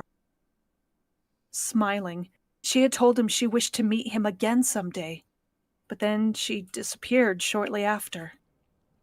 He knew not how it would be possible to do so, or even how. He knew not, but... Got it. I'm sure I'll meet you again. Someday. So... With a cheerful smile, he fulfilled her wish for when she told him she loved him. For that reason... So... Goodbye for now. Shala.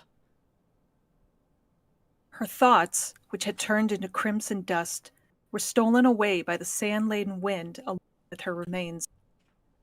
Witnessing that, Suber let out a sigh, and then looking at the scorpion which had drawn close to his neck, he saw that it was playing with his ears with its pincers, as if to brighten the mood. Ouch! Feeling a sharp pain, he felt as if he were being urged not to feel down about it. With tears in his eyes because of the pain, Subaru nodded with an, "I got it! And grabbed the scorpion on his neck, trying to have it disengage from his ears. However... Ouch! No, I got it already. So, you can let me go now. Hey, this is making my ear bleed. Fuck! This guy! This guy's not letting go! How, Nissan? What are you doing? His ear still in its grasp, he panicked since he could not manage to peel the mini crimson scorpion away from it. At a time Suber was on the verge of getting the soft cartilage part of his ear absolutely ruined, it was Meili who came to the rescue. Astounded by what was happening, she quickly moved over to where Suber was and grabbed the mini crimson scorpion with her little hand. Even though it's small, it's still a witch beast, Chan, you know. So, if you let it get close to your face, it could start chomping on your eye or nose before you know what hit you. Eyes and nose? But this little guy isn't like that. It's a witch beast, Chan, Oni-san. That isn't the naked One-san anymore. Saying that, Meili plopped the mini crimson scorpion onto the top of her head. The mini crimson scorpion did not do anything naughty to her head, unlike what had happened to Subaru earlier, with it exacting violence on him. It appeared as if it were under the influence of her divine protection of fiend manipulation, thus hiding its aggression.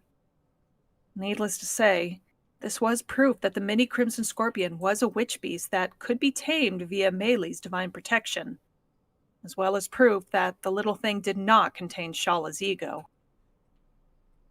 Subaru, let me heal your wounds then, I suppose. Then, with his eyes still cast downward, Beatrice tugged on his sleeve and tenderly looked his body over. In consideration of her, he bit his lip and nodded strongly. He knew he could not stay in the sand sea forever. Subaru! Everyone! In the distance, the big door that served as the entrance to the watchtower swung open, and Emilia came rushing towards them. It was clear that she had not had an easy time due to how messed up her clothes looked. They would all be able to chat together, that included as well. They had too many things to talk about, as well as too many farewells to give. Shala was someone who always worked really hard. After hearing the details and finding out the reason as to why Shala was no longer there, Emilia stared out into the sand sea, to where her remains had scattered, mourning their loss in a way typical of her. Gently, she then patted the mini crimson scorpion on Meili's head with her white finger. It was rather accepting of Amelia's fingers, even though it had been ordered by Melee to behave well, and it seemed to find it quite pleasant, even though no change could be seen in its facial expression or demeanor.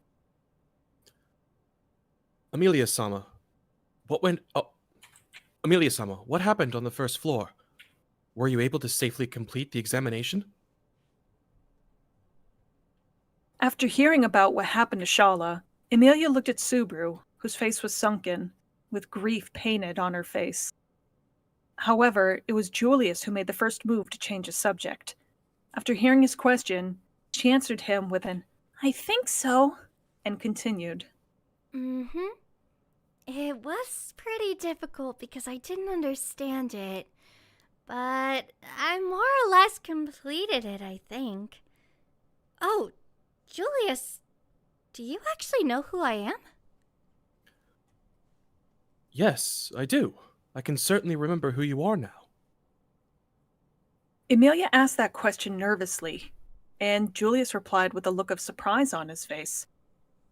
Whilst covering his mouth with his hand, Julius said, "Amelia-sama," and pondered it over again, confirming that the Amelia who had previously gone missing had returned, then nodded. Beatrice, do you remember me? How about you, Melee? I remember you, so don't worry, I suppose. It was as if I had completely forgotten you until someone told me I'd forgotten you, in fact. It's such an uncanny feeling, I suppose. I also remember you properly. How about you, Onesan? Do you remember me and all the promises we made? Absolutely. I'll never forget them. Oh, it's a relief.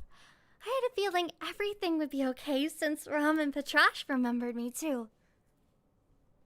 After hearing Beatrice's and Melee's answers, Amelia gave a sigh of relief and put a hand to her chest. In reaction to their response, Subaru called out with a, "Wait!" And with everyone's attention drawn to himself, Subaru let out, That's super awesome news. But I want to make proper sense of it. In short, everyone can properly remember everything about Amelia-tan now, right? That means that... Miss Rom has slain Lai Button Kaitos. Subaru widened his eyes after Julius interrupted him and made that declaration. Lay Batan Kaitos, one of the three sin archbishops of gluttony, and an existence that ought to be dubbed a mortal enemy as far as Subaru and Rom were concerned. Inside the tower, in addition to eating Amelia's name, he was also an enemy who had caused them much hardship with his extreme violence. After being told that he had been slain, Subaru's throat dried up.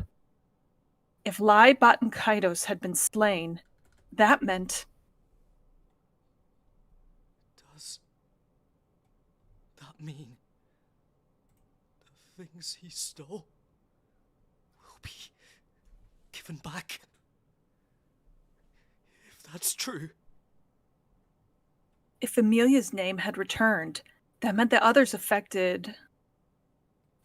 effects of the authority of gluttony would also come undone. Batan Kaitos, who had pretended to be a gourmet, must have eaten beyond his fill. If everything that had been stolen were to be returned, that would also have an effect on the people in the Watergate city of Prestella.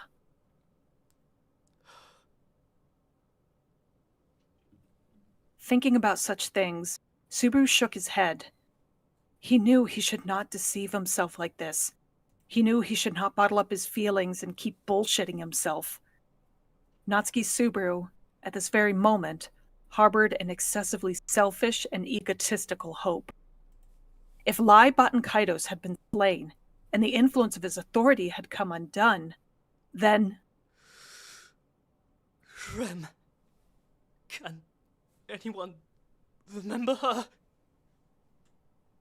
A girl who had been forgotten by the world, leaving a hole in Subaru's heart because of her absence. They had gone on this journey to take back what had been pilfered, and for Subaru, The purpose of this journey had been simply to save Rem. For the Watchtower, where they had gone to obtain wisdom for that purpose, to be attacked by gluttony was rather ironic, but it did not matter as long as they got what they had gone there for.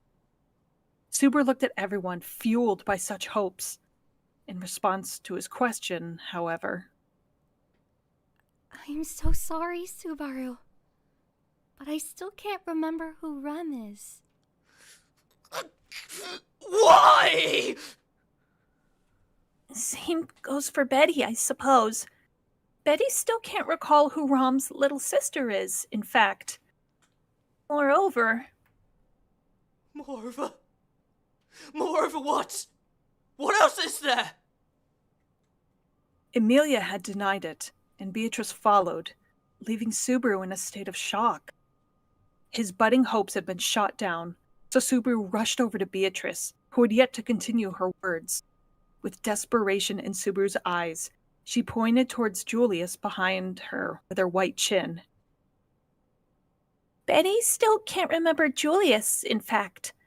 Perhaps not all of the harm gluttony caused has been undone, I suppose. Julius. Emilia agreed with Beatrice's opinion with a nod of her head.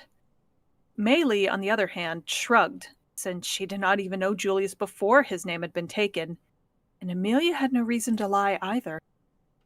In that case, it was clear that Rem and Julius's names had not been returned. As far as that is concerned, I have an idea as to why my name has not been returned. While Subaru was still in a state of confusion, it was none other than Julius who uttered that. And, after looking back at Subaru and everyone else, his eyes narrowed. Julius continued. It was... The Sin Archbishop of Gluttony, Roy Alphard, was captured alive.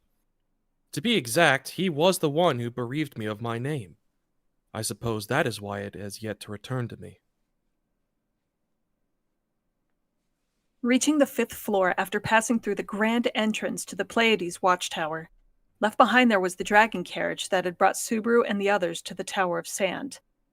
And next to it was a person waving at them. Long time no see, Amelia-san. Natsuki-kun. No. Wait. Is that Anastasia-san? Widening his eyes, Subaru stared intently at the smiling, slowly waving figure. He confirmed that her movements, attitude, and even her expressions were all natural. The artificial spirit, Echidna, could reproduce a person's nature and act exactly like the original. No, it was not a reproduction. This was the nature of the original person themselves. Really, he could not call it a reproduction now. And that was to say... Anastasia-san! Did you wake up? Yep. Seems like I took a really long nap and made you guys worry. Echidna told me about the things that happened these past few months, too. Is Echidna alright, too? How can I put it? For now, other than the thought of blaming herself, there ain't no thoughts like, let me just die. As Anastasia answered Amelia's question, the scarf around her neck moved, and the white fox lowered her head as if in apology. With Echidna in that state, Anastasia patted her head, then scowled at her with a, "Hey now!" You're blaming yourself again. I already told you before. I chose it myself, so there's no need for you to be depressed, Echidna. You think so too, don't you, Julius? Me? I wonder if I do. If I am to speak honestly, the decision you made caused me quite a lot of worries, so I am afraid giving an answer to that is difficult, Anastasia-sama. It's difficult. What? Hearing the reason why you shut yourself within yourself is all I could ask for as a knight. Unraveling his lips, Julius answered gracefully. Hearing his answer, Anastasia covered her mouth with her hand and said, "Forget it. I ain't gonna force you to say it," with a smile. It was a very harmonious conversation.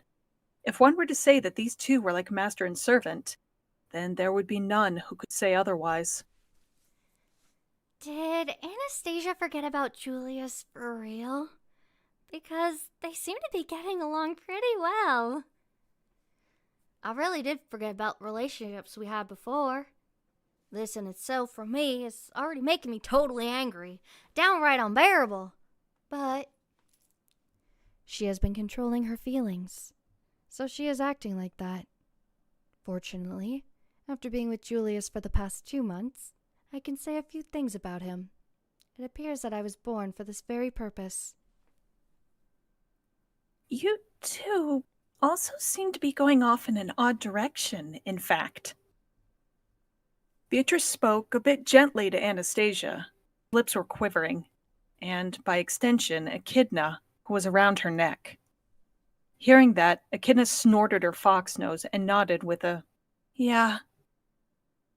Echidna, the artificial spirit without any history, and who had gone to the watchtower in the place of Anastasia, also had her own thoughts and appeared to have been able to come to a positive conclusion.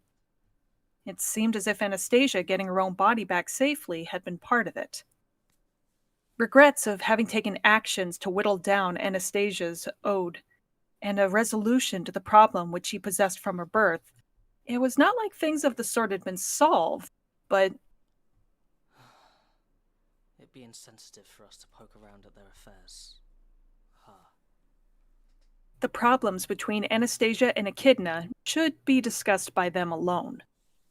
Of course, if they were to ask for their assistance, Super and the others would gladly exert themselves for their sakes and assist them in solving their problems. It would be safe to say that the time they spent on this 2-month journey had fostered such a bond. Anastasia-san, I'm really happy that you got back safely, and we have plenty of things to talk about, but I know. You want to know what happened to the Sin Archbishop Julius defeated? He did this and that, then chucked him in the dragon carriage. Julius did this and that? Anastasia shrugged her shoulders and then gestured at the dragon carriage behind her. Next to Amelia, who was pondering her words, Subaru silently gazed at the dragon carriage. Within it was Roy Alfard, the Sin Archbishop of Gluttony, captured. Before entering the dragon carriage, he stroked the neck of the ground dragon, Gyan, who was attached to the carriage. With its thick legs, the ground dragon from the Gyras species had played a crucial role in the final battle against Shala, unexpectedly leading Subaru and the others to victory. The absolute best result had not been attained. Nevertheless, that did not undermine his consideration for Gyan, not to mention that Meili had been able to survive thanks to Gyan's spirit. I was totally saved thanks to you. In the future, no matter what happens, please, continue to help me out.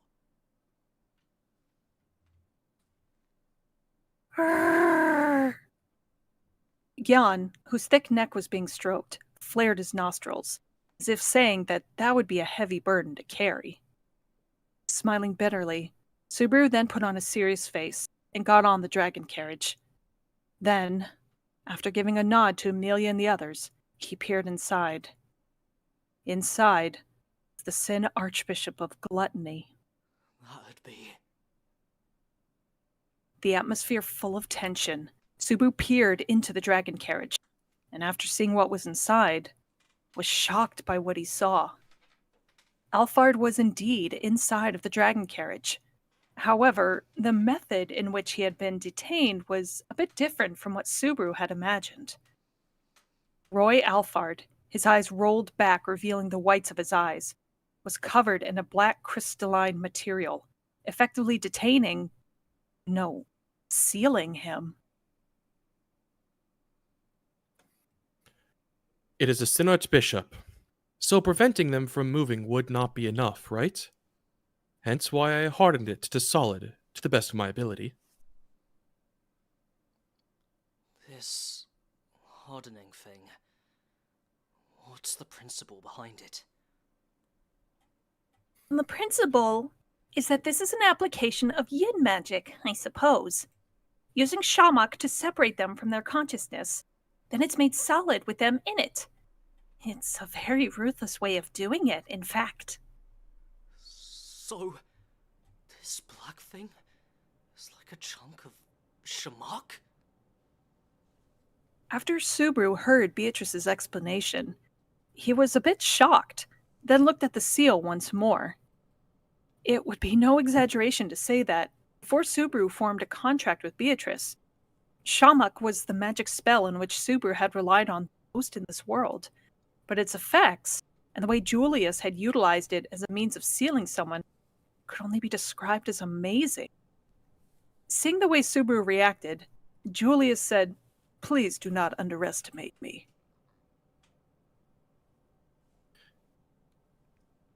Misunderstand. Misunderstand. Please do not misunderstand me. It is not a technique I invented or anything. This exact technique is used to make the world's most famous seal, though there is a gargantuan difference in the scale. The most famous in the world? No way. That'd mean... The Witch of Envies, right? Emilia, who was looking at the sealed Alphard, said that. Julius gave a deep nod, confirming what she had said. The seal used on Alphard employed the same technique used further east of the watchtower, in the place that the Witch of Envy had been sealed for the past 400 years. In other words, Julius's, who had created the seal using a tried-and-true method, could be said to be more than reliable enough. But that was not the question that needed to be asked. The question is... why do you want to keep this guy alive? Subaru. Subaru spoke so, gazing at the sealed Alphard, making Emilia lower her eyebrows.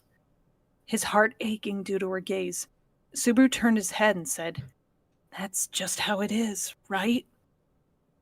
When one of the gluttonies... when Baron Klytos died, everyone remembered Emiliatan again. So, if this guy dies, then the rest of the memories would... There is no solid proof that they would come back. That is the biggest reason why I did not end his life. There is absolutely no doubt that Miss Rom slayed Baton Kaitos. However, was Emilia-sama's name returned merely because of that? Something else. Perhaps he had given it back voluntarily. That possibility cannot be ruled out. If you make a hasty decision, everything could be lost. Julius threw out one sound argument after another, as if reprimanding Subaru for his impatience.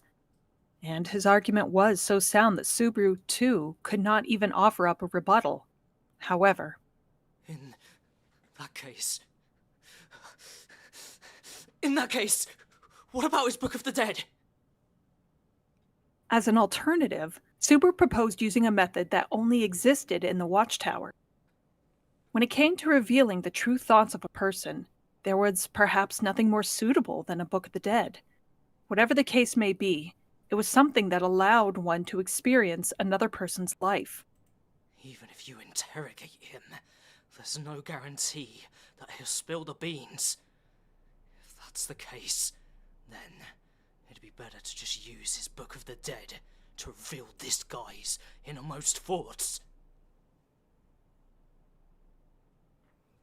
Subaru, I don't think that's a good idea. This kind of approach is... But I'm sure it will work. If we do it this way. Then what? Can I interrupt you for a sec? Emilia displayed a position opposite to the one Subaru held, the latter having proposed using his Book of the Dead.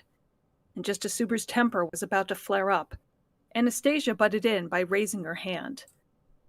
Anastasia looked at an embarrassed Subaru and folded her hands on top of her chest. I heard from Echidna that there may be things missing in them. In the Books of the Dead, was it? So wouldn't it be dangerous to rely on them too much? Dangerous?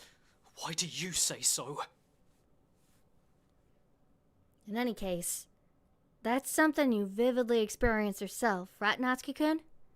I heard that you lost yourself while I was asleep. How many things could Echidna have possibly told her in such a short period of time, he wondered. Anastasia had also hit him where. However, the danger the Book of the Dead held did not necessarily coincide with Subaru's amnesia. The disappearance of his memories had not come about due to the Book of the Dead. However, that did not completely negate the risk that Books of the Dead posed. In fact, when he read Meili's Book of the Dead, some parts of Subaru's mind and emotions were almost painted over by her personality. Subaru did not consider himself to be a particularly powerful or mentally strong, but even so, he knew not what would happen to someone more impressionable. Who could say that a new Roy Alphard, who had inherited the soul of the former Roy Alphard, would not be born as a result? Then, Anastasia-san, are you trying to say that it's right to let this guy live, even after everything he's done up until now? If you're talking about what's right or wrong, then I don't think it's right to keep a Sin Archbishop alive. If I could just kill the guy and get our memories of Julius back, that'd be swell. But I got a pet theory about that. A pet theory? Whether someone should be alive or not, snatching and robbing them of it should only be done as a last resort. A person who can easily kill another human being won't meet a good end. It ain't one of Hoshin's saying, but one of my own. Subaru's eyes widened after hearing Anastasia's words. In this fantasy world of swords and magic, there was such a rebellious, naive way of thinking. But at the same time, the moral side of Subaru felt like she was right. Subaru also believed that the less people died, the better. It did not go only for his allies. It would be better if there were less enemies dying.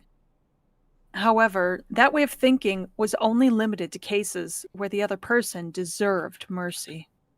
He has caused so much misfortune for so many people and has continued to torment everyone until now. Do you still think we shouldn't kill a guy like that, Anastasia? Well, it's the right time to kill someone, kill him. When I need to make a decision and the situation's dire, I'll dirty my hands. But it ain't right to leave it to impulse. I think you're that kind of guy, Natsuki-kun.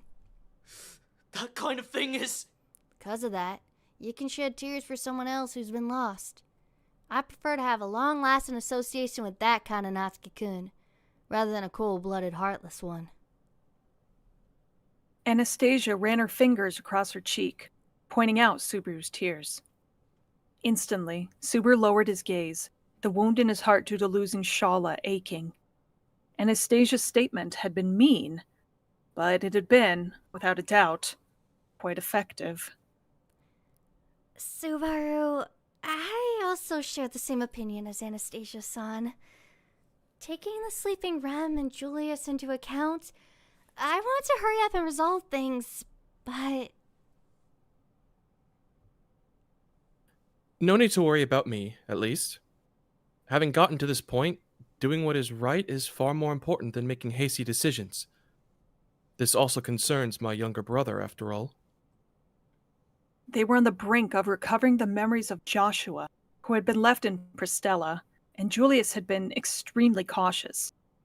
But, as had already been mentioned before, that was the correct choice. In order to make up for their pain and sense of loss, he was eager to get results. That was probably how Subaru felt right now. Let's summarize it then. Anna and Julius's opinion is that we should move Roy Alphard, the Sin Archbishop of Gluttony, to the royal capital to find a way to save the victims of his authority. He will not be pardoned after that either. He should not be able to escape capital punishment. There are limits to how much they can pardon on the grounds of age. That's how it may end up in the end. After seeing Subaru unclenching his fist, Echidna and Anastasia got the story in order. Emilia had no objections to the treatment of Alphard. He would be taken to the royal capital in a sealed state, so, in a sense, he would be in the same position as Sirius, who had been taken there not too long ago. Amelia's son and everyone else? Do you think that'd be alright? Yeah. I also want to remember the people who have been forgotten.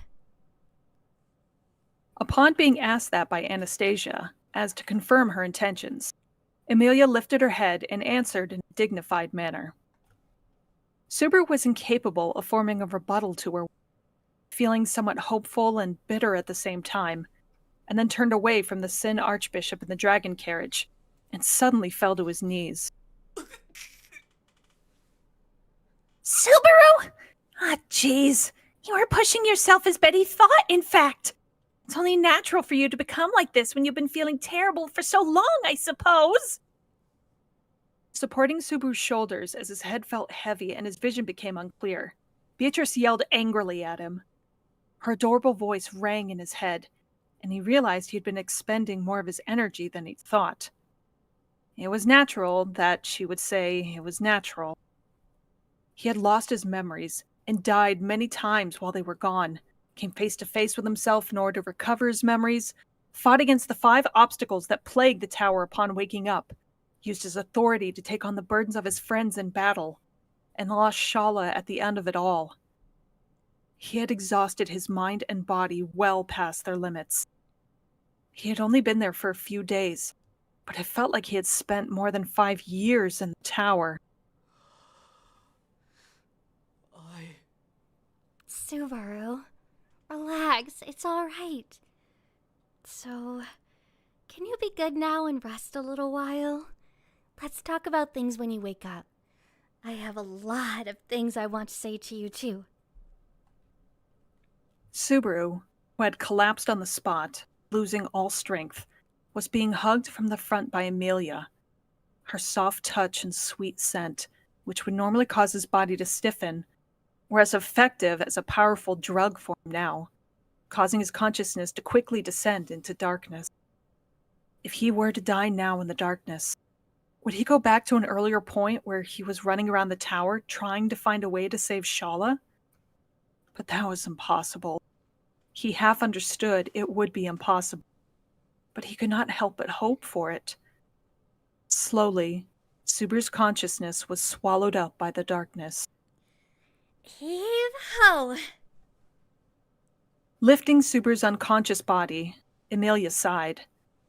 Subaru's eyes were shut tight, and he was breathing laborious breaths, both statements to how hard he had toiled to solve the problems in the watchtower. Those showed just how desperate Subaru had been to save Emilia and the others. At the time he rushed to her side after Baten Kaitos had taken her name, making her be forgotten by everyone, Emilia had been so happy. She wanted to tell him that in clear terms. She hoped Subaru, hard-working as he was, would not blame himself too much. Subaru was not responsible for what had happened to Shala. It was Emilia's and everyone else's responsibility. But to be more precise, I think her master, Flugel, was a bad person. the person who had pushed the achievements of the sage onto Shala, and the one responsible for her being put to sleep in tandem with the overhaul in the roles of the Pleiades Watchtower. Even if he was one of the 3 great heroes who had saved the world, from the moment he had made Subaru cry and Shala desolate on, he joined the ranks of villains in Emilia's mind. Of course, since she would never have a chance to talk to him, there was no one who could relieve her feeling of frustration. Looks like he's pretty fatigued, but it ain't a big problem. He'll recover if he rests. You going to that green room? Yeah. Ram and the others were there too. Weren't you looking after Rem when she came to help me, Anastasia-san? Nothing so grandiose, yeah? Once I recovered myself, I just saw off Julius, who was gonna help Natsuki-kun, and Ram-san, who was gonna help out Amelia-san. I'm afraid to say that Rem hasn't shown any changes at all. I see. Thinking of Rem, and Patricia waiting in the Amelia wrinkled her finely shaped eyebrows. The slaying of Button Kaitos had been done as revenge for Rem in a sense, who had been bereaved of her name and memory. However, the only thing that mattered was that she'd wake up, and since that had not been achieved, whether they had managed to get their revenge or not was unimportant. That was at least something Rom would say without any sort of hesitation. The only thing that mattered to her was getting Rem back. I hope Roy Alfard can tell us something about that, too. There are too many unanswered questions about this watchtower. No, about the great library, Pleiades. The Great Library is all-knowing. That is the claim Shala made, in fact. She was a carefree girl, but because of that, she did not play around with words, I suppose. She said this was the Great Library, so there's no reason to doubt that, in fact. Whether its function as a great library was restricted to just the books of the dead, or if it possessed other functions, was what they needed to find out. Based on that, Amelia had something to say to Beatrice and the others. Well, after taking Subaru to the green room to rest, there is a place I want to go with everyone. There is someone I'd like everyone to meet. Is it related to the first floor, I suppose? Climbing onto the first floor, Amelia had broken through the last examination. This was something Beatrice and the others already knew about. The problem was that she had yet to reveal everything. Specifically, what had been on the first floor? Who had she met? What had Amelia done there? Since it was bizarre, out of this world, and difficult to express in words. It won't take long to tell you about it, but it's very complex. So how about we just meet them in person and talk about it? Said Amelia, pointing at the top of the tower, far above her.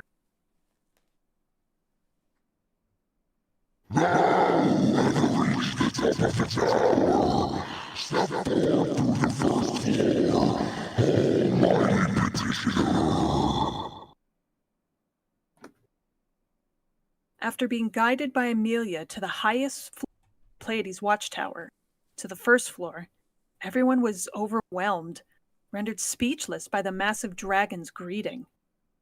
Seeing the look on everyone's faces, Amelia said, Very surprising, right? and continued whilst craning her neck. When I got to the first floor and saw Volcanica waiting here, I was really surprised. No, hold on a second, I suppose. This isn't a problem that can be solved simply by being surprised, in fact. In front of the divine dragon covered in Azor's scale, Beatrice let out a panicky voice unbefitting of her appearance. She was swinging her hands up and down as if she were completely restless. However, she was not the only one in a shocked state. This is... Wow! Something has appeared that not even I could have anticipated. What's going on here? Didn't you say the Divine Dragon Son was behind the Great Waterfall? That should be the case.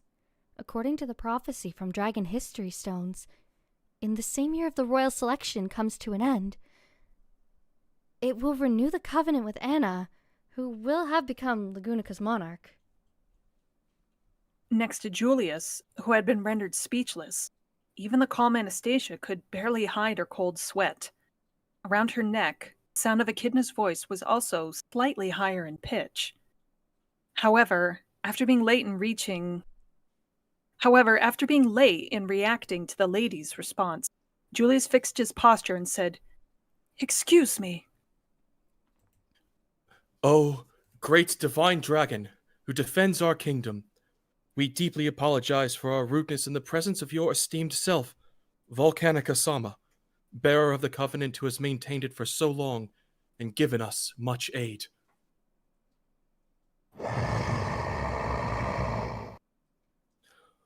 Although it is like this, it is such an honor to meet you. I am Julius Juculius, a member of the Royal Guard of the Kingdom of Lagunica. I've made sure to keep many of your treasured tales in the depths of my heart.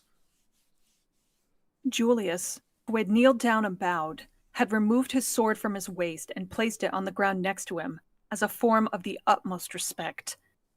And so, as a knight who served the Dragon Kingdom, he showed the greatest courtesy to the divine dragon.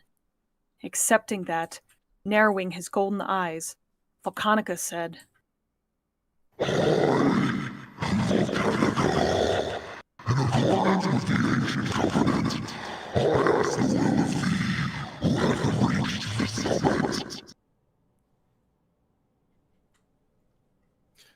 My life, my faith, have all been dedicated to Anastasia Hoshin-sama, the one who will be the next monarch and forge the next covenant will surely be Anastasia-sama.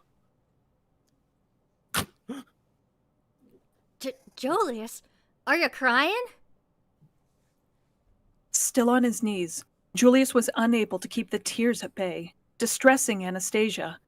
Wiping his tears away with the back of his hand, to his master's words he said, "My apologies," and Not only did I get to exchange words with one of the three great heroes, Reed Estrella, but I was also able to meet the divine dragon Volcanica.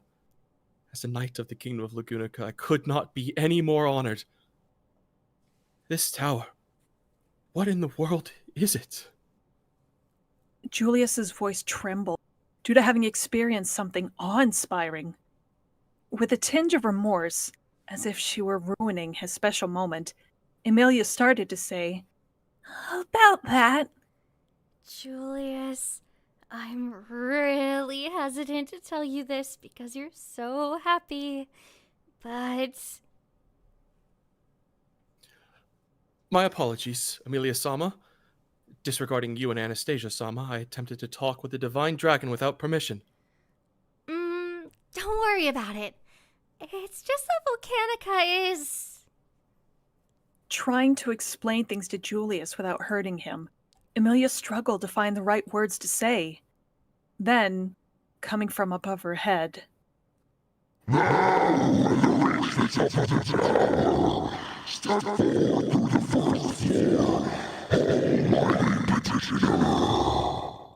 Wait a sec.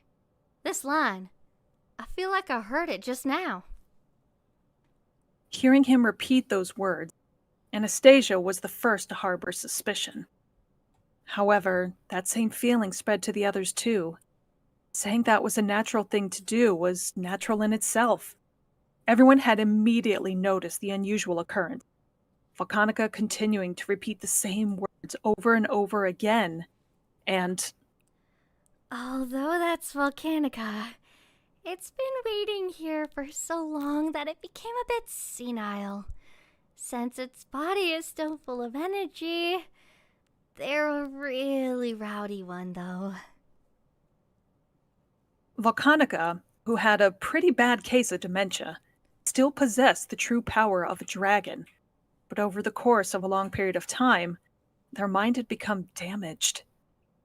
Perhaps because of the examination of the divine dragon had put out a display of its tremendous power to stop Amelia from getting up the pillar. Once Amelia had reached the monolith, it had judged that she had passed the examination, thus returning to its original position. Moreover, although the examination had ended, it still continued to talk about the examination.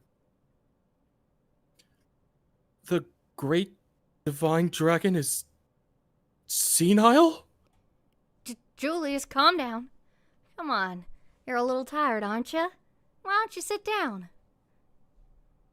Julius was left extremely shocked by Amelia's words. After Reed, the second legend he had encountered also differed from the stories he had heard about them, causing his knees to tremble. Amelia also wished to not disappoint Julius, whose eyes had been sparkling, so somehow felt a dull pain in her chest. But Amelia, that's probably not the case, I suppose. This isn't some kind of dementia, in fact. Huh? Echidna, I'm sure you can feel it too, I suppose. This isn't dementia. Ah, yes. I was not sure at first, but I feel it now. This is not the wearing down of a mind, but the emptiness of a spirit. Emptiness of the spirit? Amelia was puzzled by the conversation going on between the artificial spirits, Echidna and Beatrice, who could understand one another. With a puzzled expressions on the faces of Julius and Anastasia both, Beatrice held out her finger and said, It's simple, in fact. Its spirit is empty. That's to say, there's nothing inside, I suppose.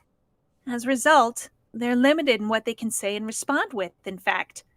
Just think of it as them being 90% asleep, I suppose. 90%? But it was really strong, though. If its spirit were present, it would have been uncomparable. Echidna's tone implied that she had been lucky to survive, making Amelia shudder in response. Amelia had just barely survived that desperate battle with the help of her ice soldiers. Surprisingly, that had just been akin to fighting with a mostly asleep Volcanica. Although being mostly asleep and being senile were similar, they were completely different in nature. But even if its spirit isn't there, it still has the body of the divine dragon, I suppose.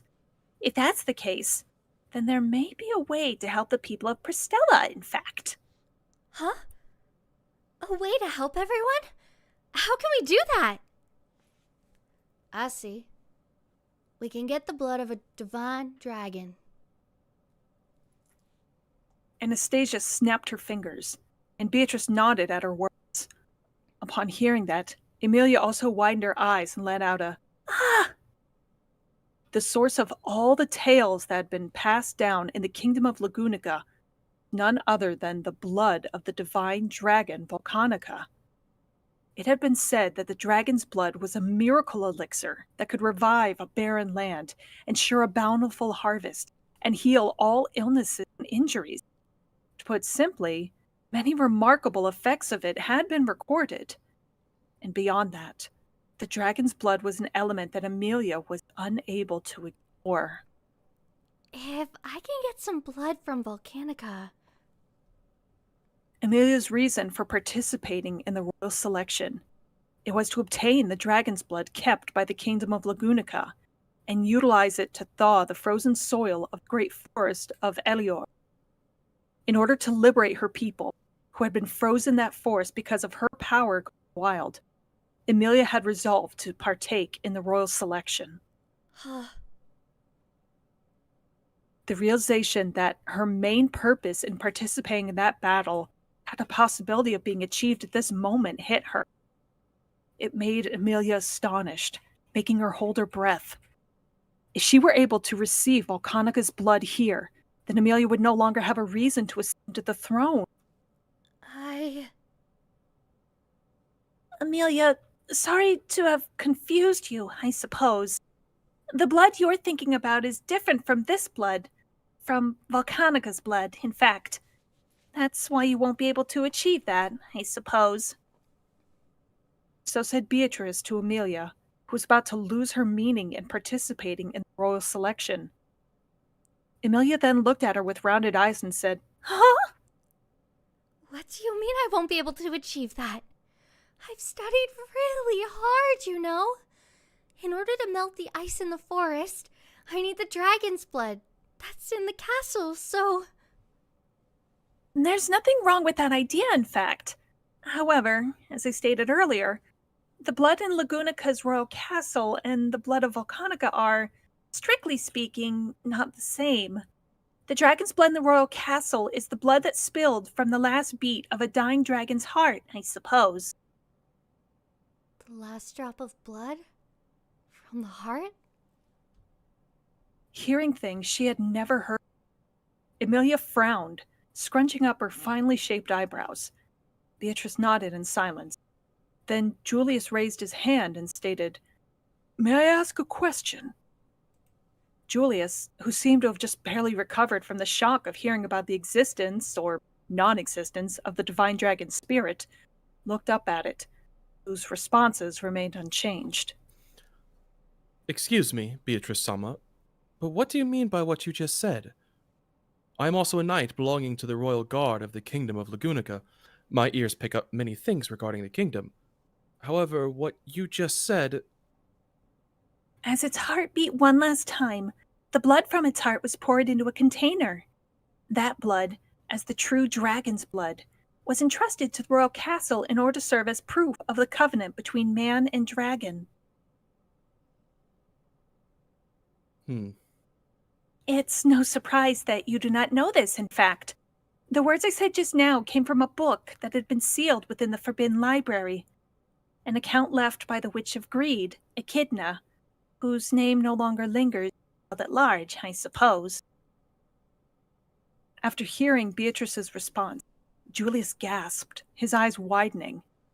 As a knight of the kingdom, he did not even know about that. But if it came from Beatrice, he could not consider it a lie. And if that were to be the truth... Then, the dragon's blood being kept in the royal castle Lagunica is the blood of which dragon? The last beating of the heart would mean...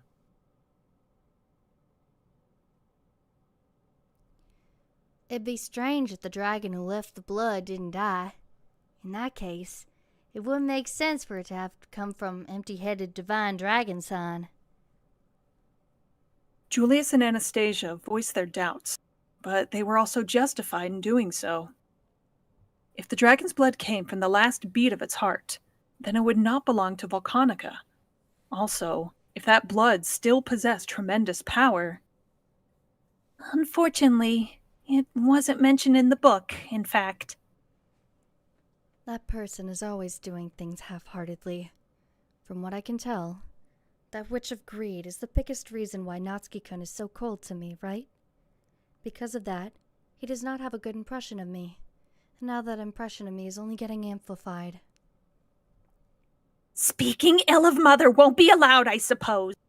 Mind your words, in fact. Don't fight like that, you two. But, it's right. After scolding the two of them, who were getting heated with each other because of having a difference of opinion regarding Echidna's nature, Amelia silently lowered her head. Upon first hearing that Volcanica's blood was different from the dragon's blood in the royal castle, Amelia had been surprised. And yet, at the same time, she was relieved. That's really strange, though. Amelia's #1 goal was to help everyone in the forest. This goal remained unchanged even now. Therefore, if she were able to obtain Volcanica's blood here and use it as a solution, it would be possible to liberate everyone in the great forest of Elior using it. However, while she wanted to do so, Amelia was hesitant.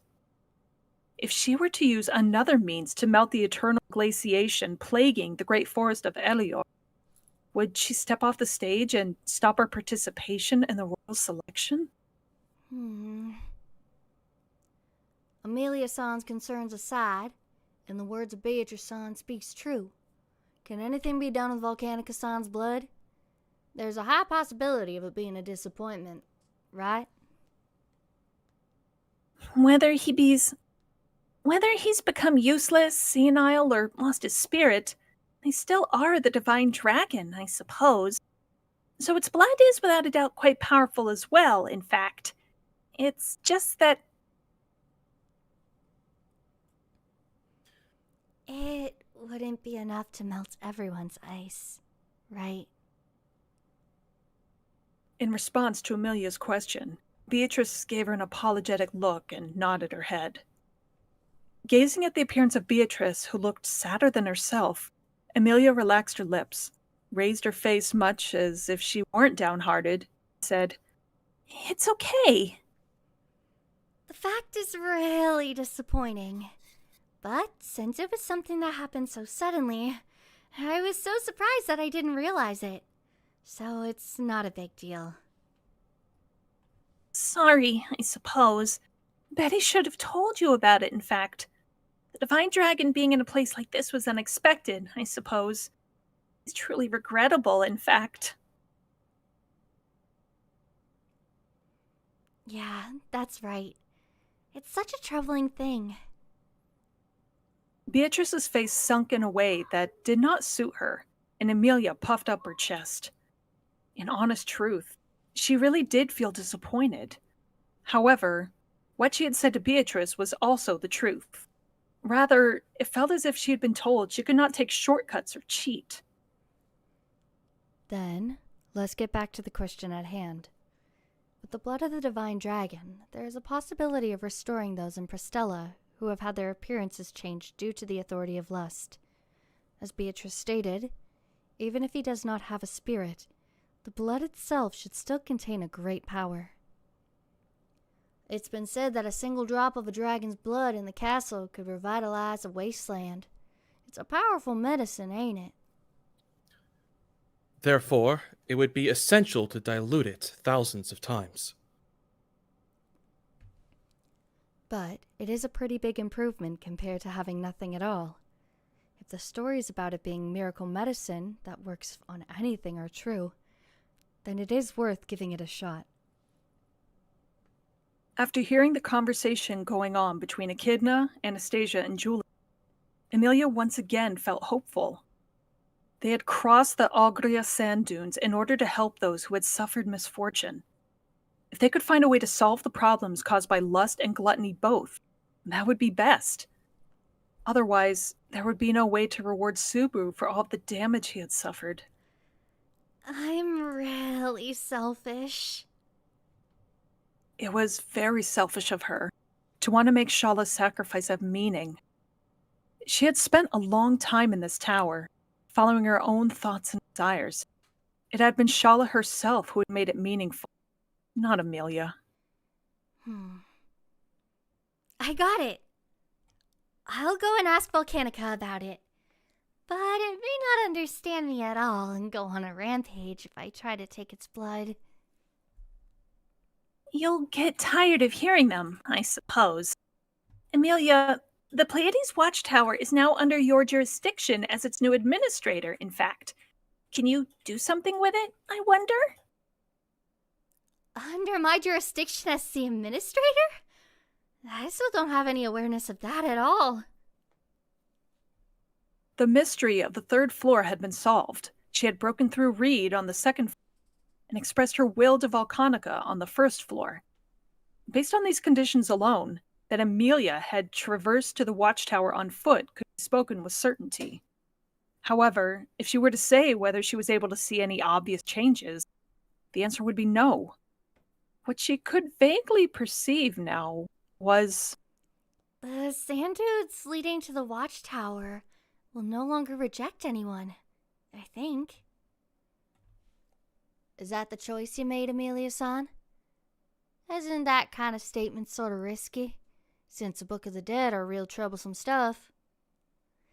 They may be dangerous, but I think we can handle it if we're careful and use them properly.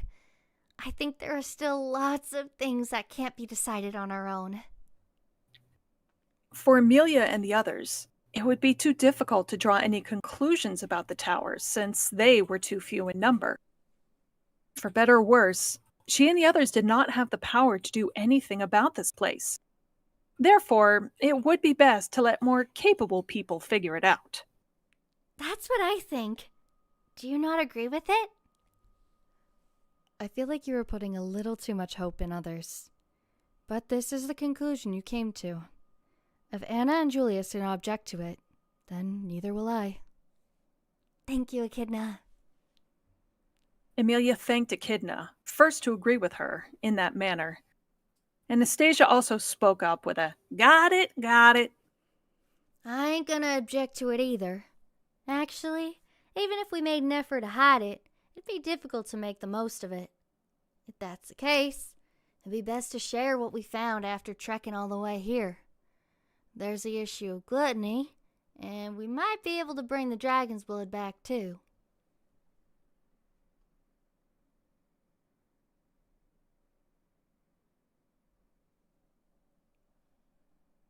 Julius. Sorry, I was muted. We should not be vile, nor expect too much. Most important thing is that it was Emilia-sama who reached the top of the tower. We should respect her wishes. Anastasia-san. Julius as well. Thank you. After receiving the two's agreement, Emilia thanked them with a smile. Then she finally looked back at Beatrice, who had yet to express her opinion on the matter. How about you, Beatrice? Do you think it's too irresponsible? If you're talking about being responsible or irresponsible, abandoning this place without investigating it is the most irresponsible thing we could do, in fact. Betty does not object, I suppose. Betty is personally interested in this as well, I suppose. I'm glad. She placed her hand on her chest, relieved that one of her closest companions did not disagree with her. They should be able to find a good way of making best use out of the watchtower by utilizing the wisdom from everyone assembled. Of that, she was sure. Okay. Next up is the issue of the blood. The easiest way to go about it is to take Volcanica with us. I think that'll cause a lot of problems. It was true that Volcanica was rather large, so if they were to take it alongside in their return, there was a possibility that it would bump into a lot of things. However, since Volcanica could fly, it could just fly in the air when they entered a street, and so they wouldn't have to worry about it bumping into anything.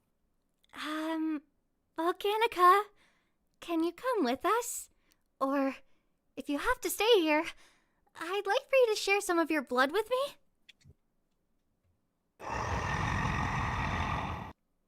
Volcanica? Half expecting something to happen, half giving up, thinking that Volcanica would only repeat the lines from the examination, Emilia frowned at his present reaction. Volcanica, having returned to his original position on the first floor, is now leaning against the central pillar. Slowly, the divine dragon raised his head and turned his gaze to some place other than the tower. He neither responded to Emilia and the others, nor did he show any sort of aggression. Emilia, at least, felt like his behavior was rather peculiar, and at the same time... What? Feeling a tingling sensation, as if a cold finger had traced along the entirety of her back, Emilia quickly turned her gaze in the direction of the cause of that chilly feeling, the direction of Volcanica's gaze, east of the tower. East of the tower, past the end of the sand sea, was the great waterfall at the world's edge. No, what existed there was the great waterfall, as well as a special place. That was...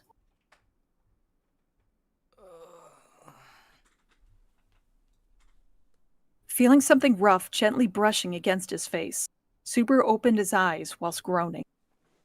His vision was blurry, but after blinking a few times, a clear outline appeared, and what came into view was the cause of that rough sensation. Patriché's face. She had been licking his face with her red tongue. Is that you, Patricé? Well, Sorry for making you worry. You risked your life again, didn't you? Sorry for always making things hard for you. Relaxing his lips, Subaru gently put his hand on his beloved ground dragon's sorrowful face and began stroking its sharp face. This jet-black ground dragon had always saved him when he was in tough spots. Not to mention that he was indebted to her for having saved him when he had amnesia. In this last loop, the role Patricé had been entrusted with was one of great importance. To put it simply,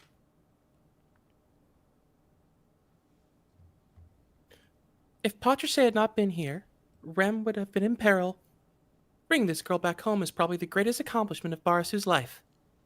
Even if it's true, don't diss me like that! I took Bayako out and got Mediaton's insignia back too. Although, Roswell was involved in both of those, you know. As a matter of fact, Roswell had been unrelated to the problem of Beatrice, but saying that would have been confrontational to the other person, so he did not dare say it. And, as expected, Rom clicked her tongue in disgust with a upon hearing that. Rom was leaning against the wall of the green room, her arms wrapped around herself. Subaru narrowed his eyes in pain upon seeing her bruised body. It was clear that the battle against Lai Bot and Kaidos had been an intense one. Since Meili had been injured halfway through, the amount of burden Subaru could shoulder had been reduced, which had been one of the reasons why she'd had to fight such a hard battle in the first place. Not sure of what to say, Subaru opened his mouth to apologize. Hey. Rum. It was my fault that you got hurt like this. Do not speak such stupid words. Barasu being responsible for Rom's injuries? In Rom's life, there is not the slightest bit in which Barasu has been a pivotal factor. How repulsive. What's repulsive is you talking like that! You stuffing lumps of grass into a person's mouth is even scarier! As he pulled the lump of ivy that had been shoved into his mouth, protested, his eyes watering due to the grassy odor. Hearing that, Rom responded with an unapologetic, "Huh!" Towards the argument going on between Rom and Subaru, the light sound of giggling could be heard. Oni-san and One-san, you look like such close friends. It's like watching two siblings. So said Meili, who'd spread her legs out on the grass mattress covering the mini crimson scorpion perched on her head. Faced with Meili's giggles and the words she'd said, Rom made an easy-to-understand grimace. Barasu, my younger sibling. Even if that were true and the same blood circulated in us, the Oni village would cull a useless little brother like him. Is the Oni village really so severe? Oh, I'm glad I wasn't born as an Oni. That was just a joke. But it is just that Rom could not stand the horror and would have had you culled. Don't make it more complicated by doubling up on your assumptions! Spit flying, Subaru shouted that at Rom, who was acting like she usually did. Having said that, he could now see that it was just her roundabout way of showing consideration for him. She had stated that the cause of her injuries were not due to his decision, after all. It was difficult for him to presume upon that consideration, but if he were stubborn and insisted that he was the one responsible, he would instead incur Rom's ire. You're such a troublesome girl, Naisama.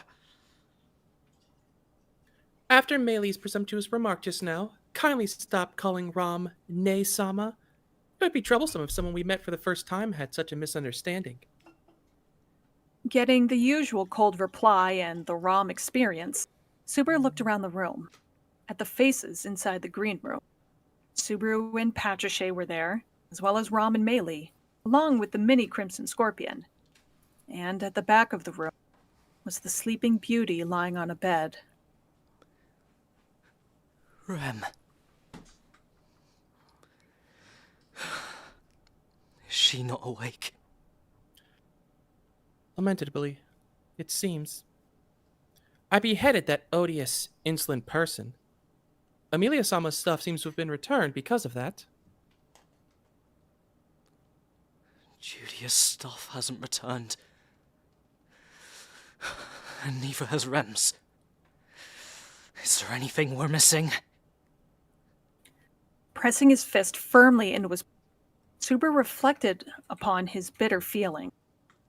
Just before losing consciousness, he had once again confirmed that in the conversation with Amelia and the others, in the end, in order to completely eradicate the damage caused by gluttony, they would need to talk to them directly and wring the information out of them. Are the ones here based on the severity of their injuries? Where are Emiliatan and the others? If you're talking about Anesan and Beatrice-san, they said they were going up there to meet someone. Way up on the first floor, way up there. Who might be up there? Ram and Isama must know, right? Nothing to be concerned with. However, there is someone large, old, and senile up there. Someone large, old, and senile at the top of the watchtower would definitely be an important Tsuyu Najin.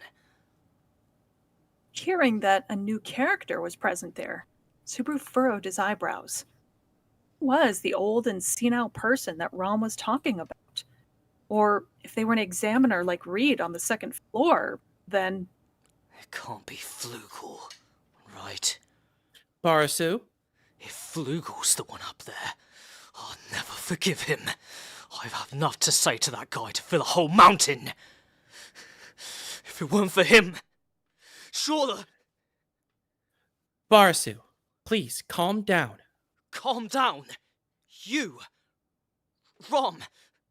That kind of thing. Shala... While he was trying to determine the true identity of the man on the top floor of the tower, causing him to put strength into his knees, the cheek of the vigorous and rash slapped. The cause was Rom's palm, who had approached him. Having been slapped in the face, Subaru widened his eyes and looked at Rom with a dumbfounded expression. Stop using Shala as revenge for your own powerlessness.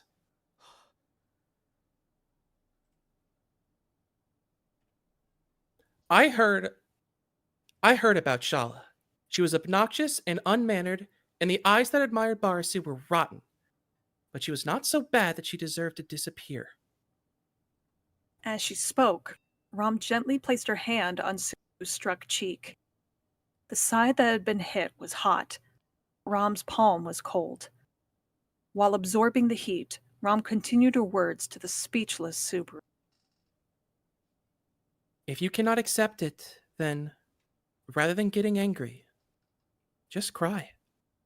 Shala would be happier if you wept in desolation over her, as opposed to using her for a reason for your anger. Because Rom is the same way. Rom. Though Rom still believes you are mixing up the one you should be caring so much for with someone else. After getting one last word in, Rom flicked Subaru's forehead with her finger. That painless force made Subaru fall onto his butt, and as he placed his hand on his forehead, said, "My bad." Regaining his composure, Flugel being on the first floor could just be called Subaru's own desire, even something like paranoia. But supposing Flugel really was there? Before Barasu could do anything, Amelia-sama and Rom would beat him until he was on the cusp of death.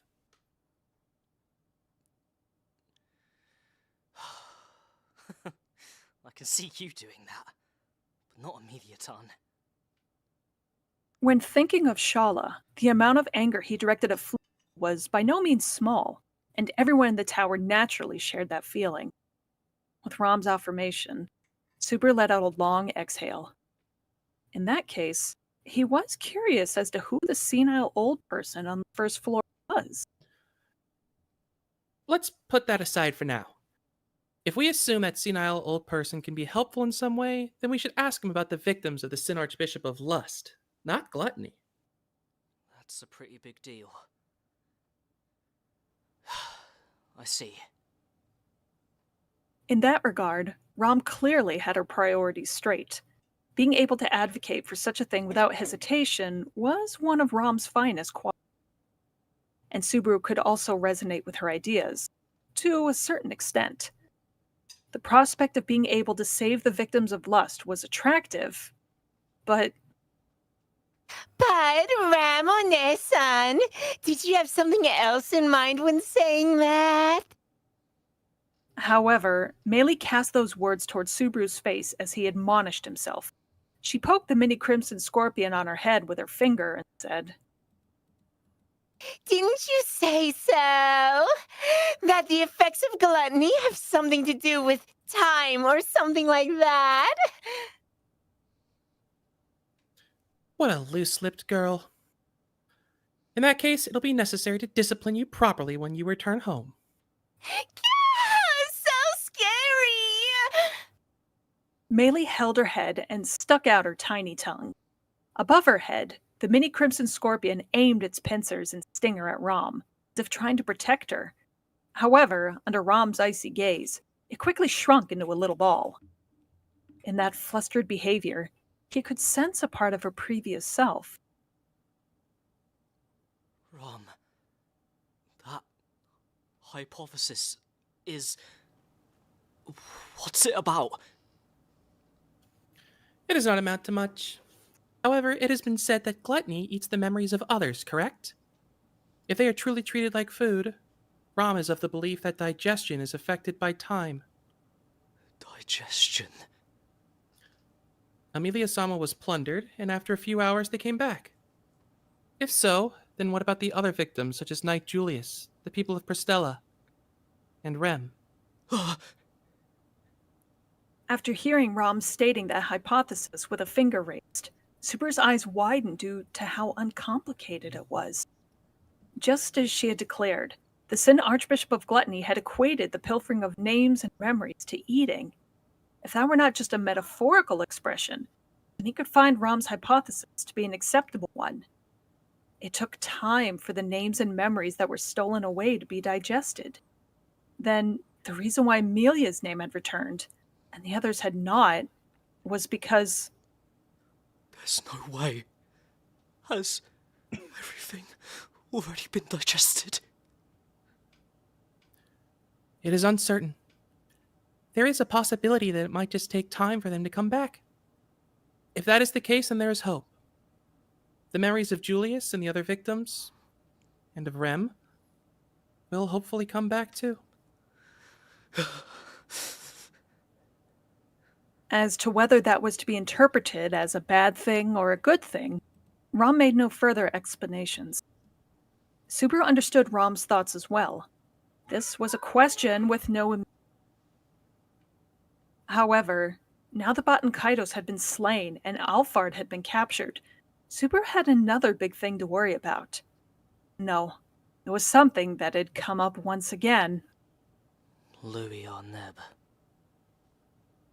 The final gluttony that he had come across in the Hall of Memories chance had been left behind in that place.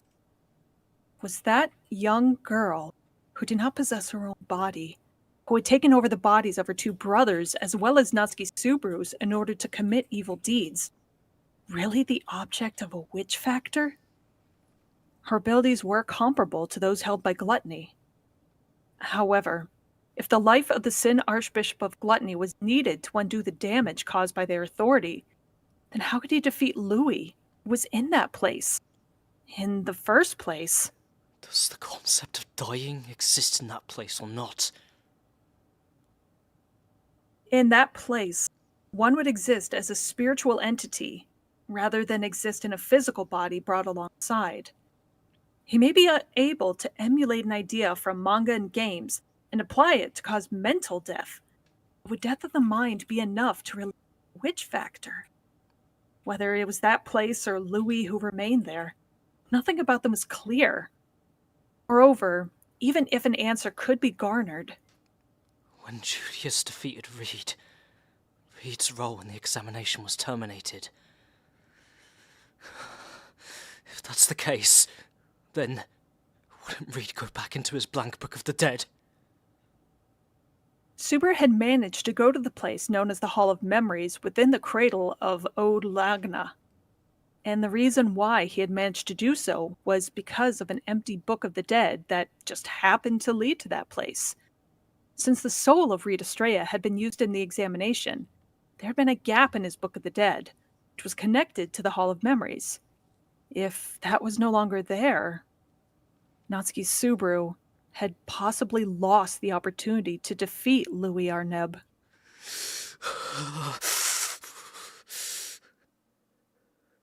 Subaru was overthinking it.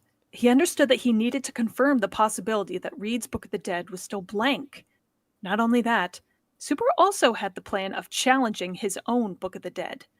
That was a trump card, one that would connect him to the Hall of Memories. Although he would have to go through the hell of watching his own deaths again, it was much better than closing himself off to other possibilities. He thought it would be much better for him to do so, in comparison to giving up because of how many irreversible mistakes he had committed. Such a fool. Nice summer. If you have the leisure to worry about such frivolous things, then it would be much better for you to rest your mind and body so that you can think properly. Barasu was not the only one who failed to choose the most excellent answer in this tower. Shaking her head, Rom gently touched her forehead. Remaining in the place her horn previously would grow from was a slim scar. After doing so, she stretched out that same finger towards Rem, who was on the bed, and then lovingly caressed her sister's forehead and... For the purpose of defeating the Sin Archbishop of Gluttony, Rom borrowed Rem's power. Though victory was achieved in the end, it came at a cost. This girl must have paid a heavy burden, right? Heavy burden. Rom performed how she would back when she had her horn. Were it you, Barasu, your body would probably explode from the inside out. Subaru, who had taken on Rom's usual burdens, knew very well that these were not exaggerated words. The simple acts of breathing and moving conservatively made Rom experience the taste of hell. That was just how serious she had gotten. What sort of recoil would be gotten from it? It would be no exaggeration to say that, had Subaru taken it on, a part of his body would suffer from so much damage that it would never be able to recover. After Rom had told him that she had made Rem take on, she closed her eyes, revealing her long eyelashes. However, she continued with, "Does that make sense?" Because of this, Rem might feel resentment towards me when she wakes up. However, Rom will not regret it. Rom is Rem's sister. That fact will never change. Even if this girl resents or hates Rom, then so that things might get better, we can only rely on each other. Rem won't hate you. Yes. I am certainly sure that you are correct. She's a very smart girl. My amazing little sister. Like this, Rom smiled, brimming with confidence, and looked at Subaru with her light crimson eyes. Though she had no memories of her little sister except through Subaru, since she came to love her, she no longer doubted her feelings. It was better to forge a better future, rather than to lament the past. What you're telling me strikes home too damn hard, you know? Unbeknownst to Rom, Subaru had labored very hard to change the past quite some times. Rom was an extremely positive thinker. It would not be too much to describe Subaru's use of Return by Death as being an extremely regressive form of thinking. Return by Death, which changed what had already occurred, was always used because there were regrets about the past. In the end, it's better not to use it. Huh. Subaru once again loosened his tightly clenched fist, smiling bitterly. He recognized that his attitude was one of persevering via the use of Return by Death, in order to seize a better future where everyone could smile together. In addition, he also knew he should not indulge himself too much in the use of Return by Death itself. Even in this tower, Subaru had seen so many tears being shed and heard so many voices full of regret for his sake. Although I'm not sure, Onisan looks a bit better. Seeing the change in Subaru's expression, Meili whispered that while sitting on the... She was sitting on the floor grasping her knee, and, while stroking her 3-strand braid, spoke. Nesan and Ram Nesama can do it, but it'd be trouble if you fell down since I can't cheer you up. So please don't feel down.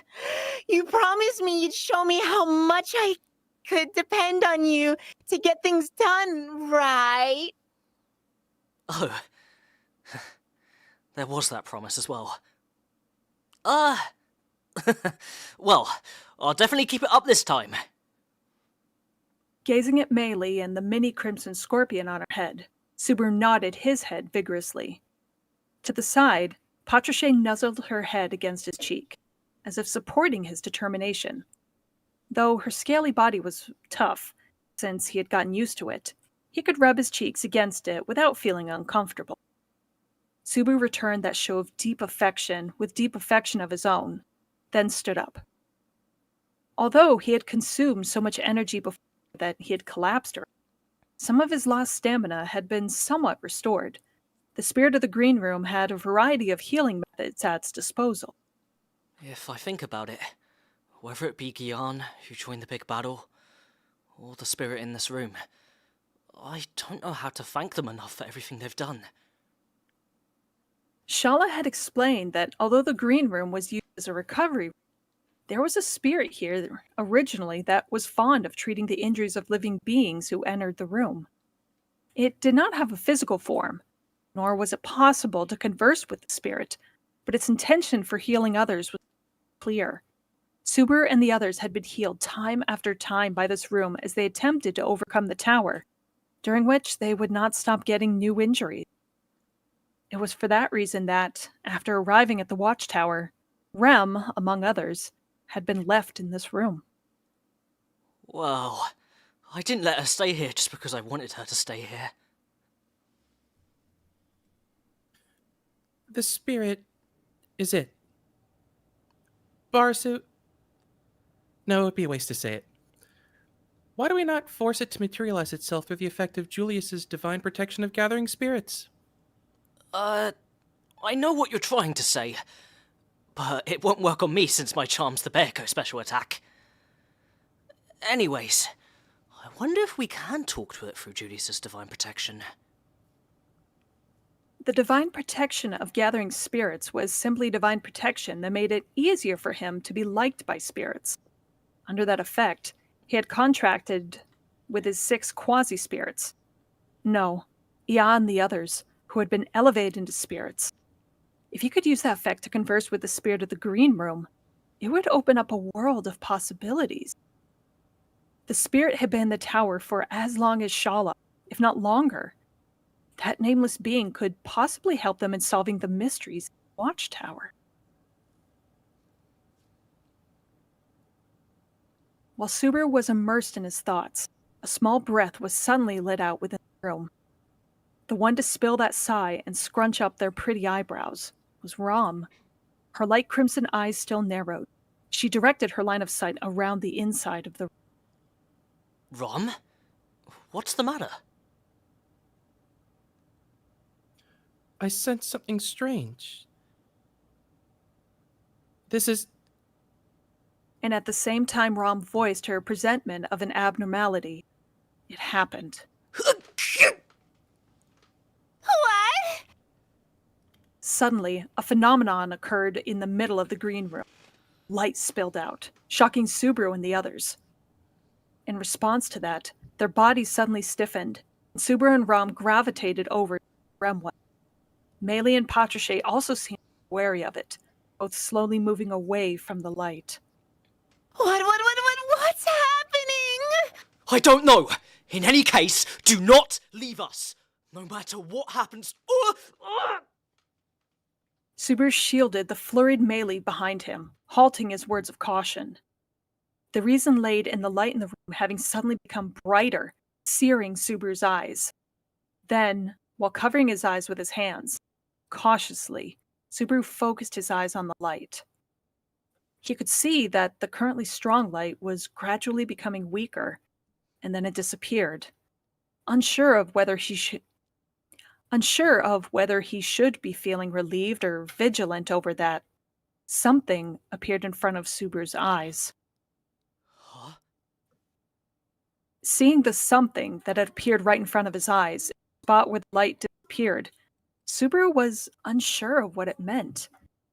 He became speechless, then stunned, and then speechless once more. A girl?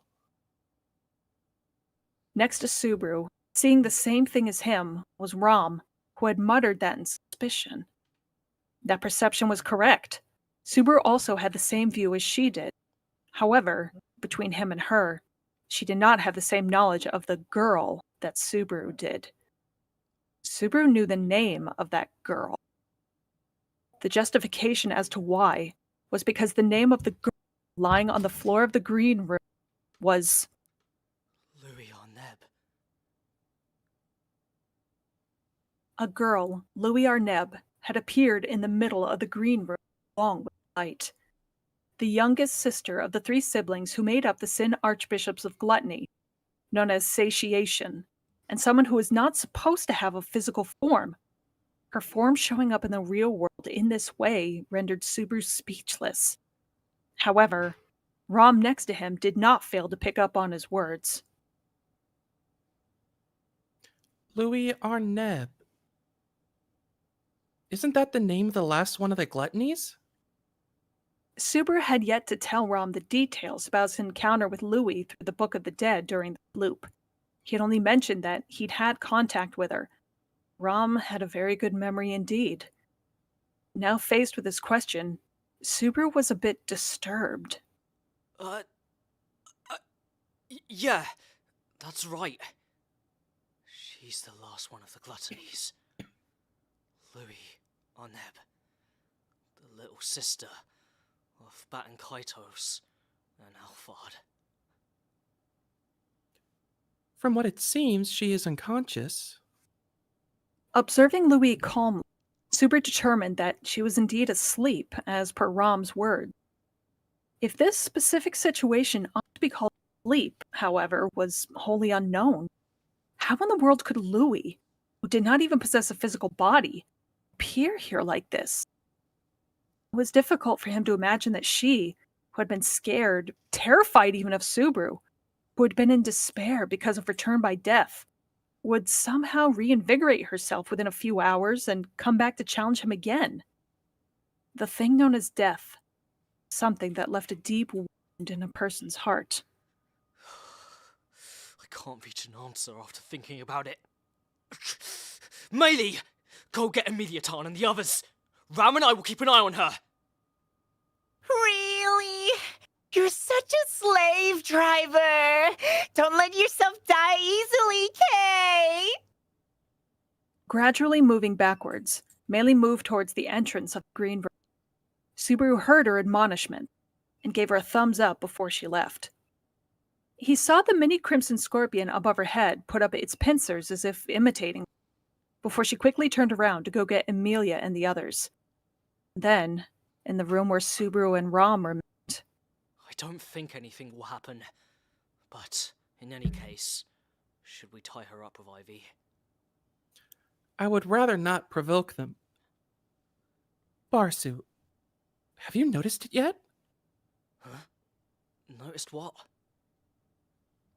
when Subaru tried to discuss how they should handle Louis, Ram stopped him by grabbing his shoulder and posed him that question. Not seeming to understand the purpose of her question, he cocked his head. So, with her chin, Ram pointed at the ceiling of the green room. No, at the entire room. The healing effects of the room have disappeared. The spirit is gone. Huh? That's a joke, right? It is no jest, Barasu. Even you will be able to feel it if you concentrate. There's an emptiness in this place. Spurred on by Ram's statement, Subaru looked around the room. Even if he were told to concentrate, the way Subaru would feel the presence of a spirit was by picking them up, kissing their face, sleeping together, and so on. He was not sure about other ways of doing it. However, just as Ram had stated, he could no longer feel the gentle waves that had previously wrapped around his entire body. It seemed that something had indeed happened, but the green room spirit was present no. If that is the case, then perhaps it has something to do with the Sin Archbishop. Subaru could not deny Rom's conjecture. He also had a similar thought. The spirit in the green room had disappeared, replaced by Louis Arneb. Then, perhaps... At any rate, it's best not to jump to any conclusions. We should wait for Amelia-sama and Beatrice-sama to return. Once Amelia-sama and the others come back... we can continue our discussion on what to do with Louis. He thought that was what Rom was about to say, most likely. However, Rom did not continue her. Before she did, the blackness that led to the demise of all swooped down onto Pleiades' watchtower. With a bang, a huge explosion went off at their feet, causing Subaru and the others to get thrown into the air. Right afterwards, his entire body crashed into the ceiling and the walls with utmost strength, making him let out a Then turning his head, Subaru perceived what had occurred. The hairs of his entire body stood on end, with a vile presence drawing near. No. Why? In a state of disbelief, Subaru stood up, denying that foreboding feeling in his gut. But with those chills growing stronger and stronger, Subaru's suspicions were made more and more. That was an obstacle he thought would not arrive. In truth, he had not expected this to occur until now. But in spite of that, it had indeed arrived at this place as large-scale destruction. Patrichet! Take Rom! As he traveled along the floor on hands and knees, he grabbed Rom's body, who had yet to get up, and right after threw her over to Patrichet. Though her body was still riddled with innumerable... Patrichet understood his intentions. Catching Rom's body and putting upon her back, the former performed a resolute dash towards the room entrance.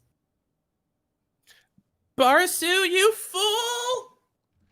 Rom resented that forceful action, but there was no time to listen to her. The ground under his feet was unstable, yet Subaru took firm steps, speeding towards Rem on the bed made of ivy. Then taking her body up in his arms, he followed Patrichet towards the entrance to the room. Just before that, Louis' figure tumbling on the grass passed by the edge of his vision. Shit! Shit! While spewing out curses angrily, Subaru exerted his worn-out body to its absolute utmost. With Rem's body held by his right hand, he used his free left hand to grab Louis' arm by force. Both of them were rather light.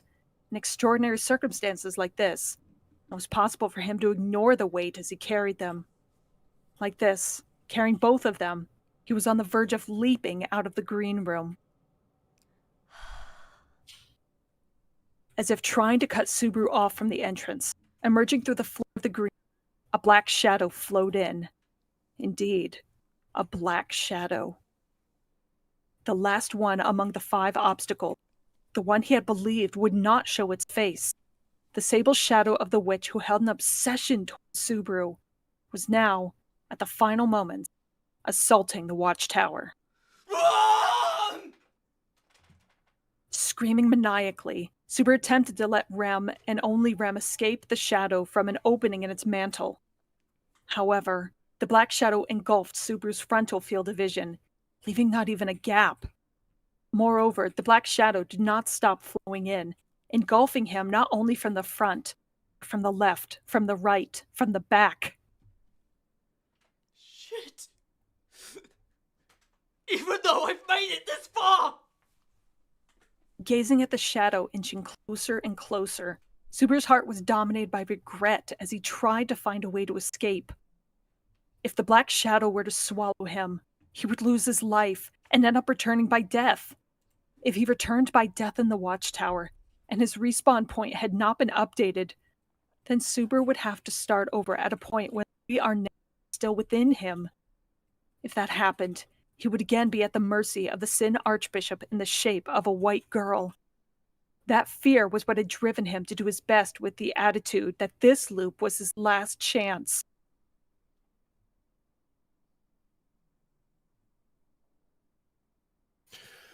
Barsu, snap out of it!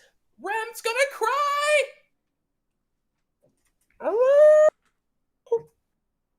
Coming from beyond the black shadow were the desperate cries of Rom and Patrichet. He had taken a deep breath to reply. However, he had been unable to voice out those words.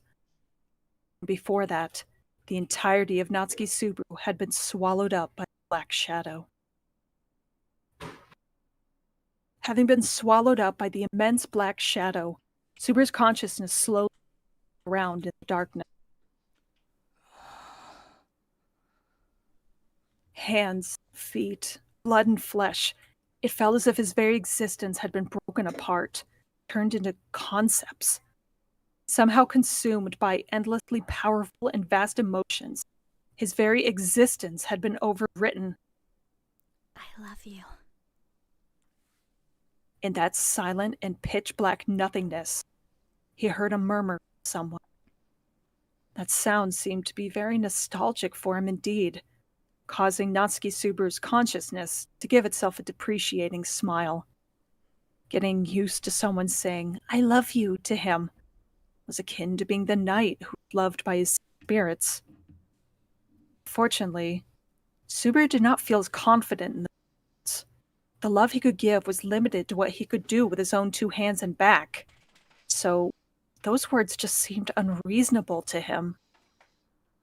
So, it's way too forced, you know. I love you. I love you. I love you. I love you. I love you. Sorry.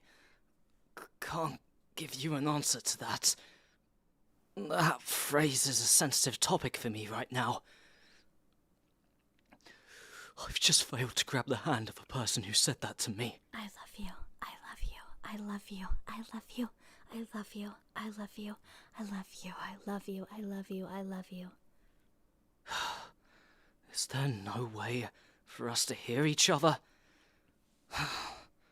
Then hurry up and consume me. In this nothingness, there was no hope of escaping from it alive. So, Natsuki Subaru would lose life, mercilessly, in the darkness. He would not grieve over it. He would accept it and turn that feeling into anger, pushing himself onward. When I get back, the worst thing may be waiting for me. Louis would still have a clear head on her shoulders. She might try to, and actually still return by death this time. I love you. I love you. I love you. I love you. I love you. I love you. I love you. But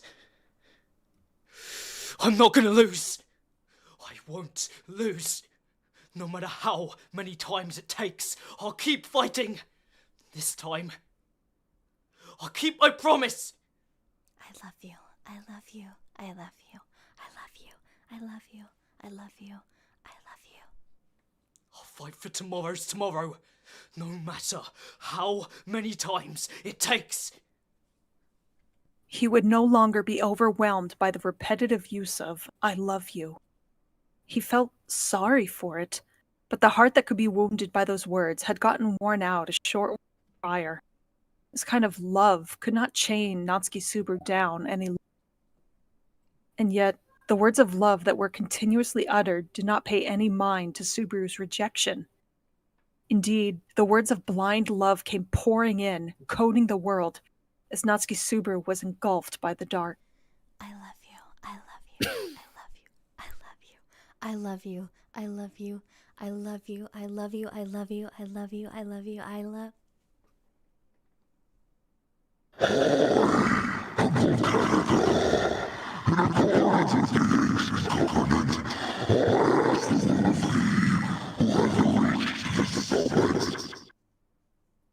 The next instant, a terrific amount of azure light poured down from above, striking the darkness that had enveloped the world. And thus, that fierce light then devoured the dark, and at once the color of the world changed. It changed. It changed.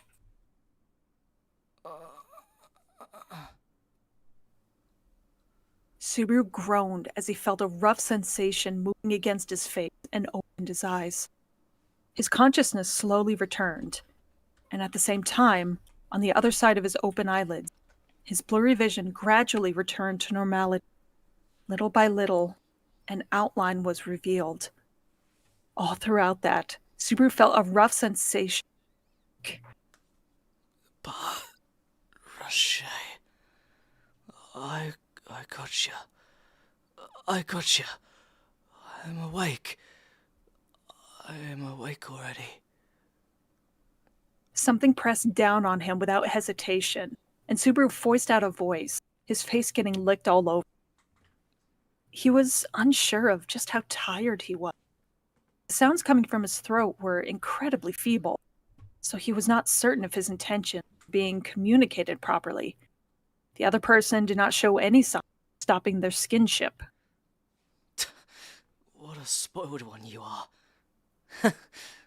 With that cuteness, I bet you could win the next heroin contest. Huh?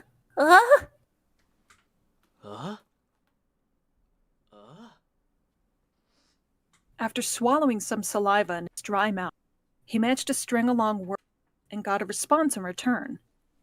However, the answer Subaru had received was different from what he was expecting, causing him to stiffen his face.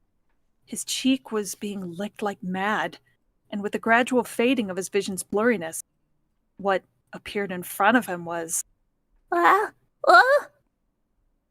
sitting on top of Subaru, licking his face, was Louis Arneb.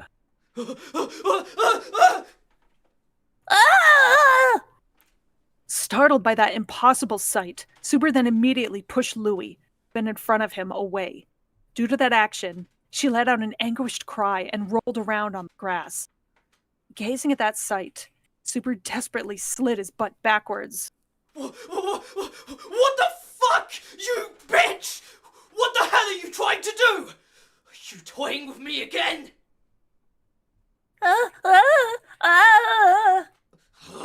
No lying! What the hell? Did I die?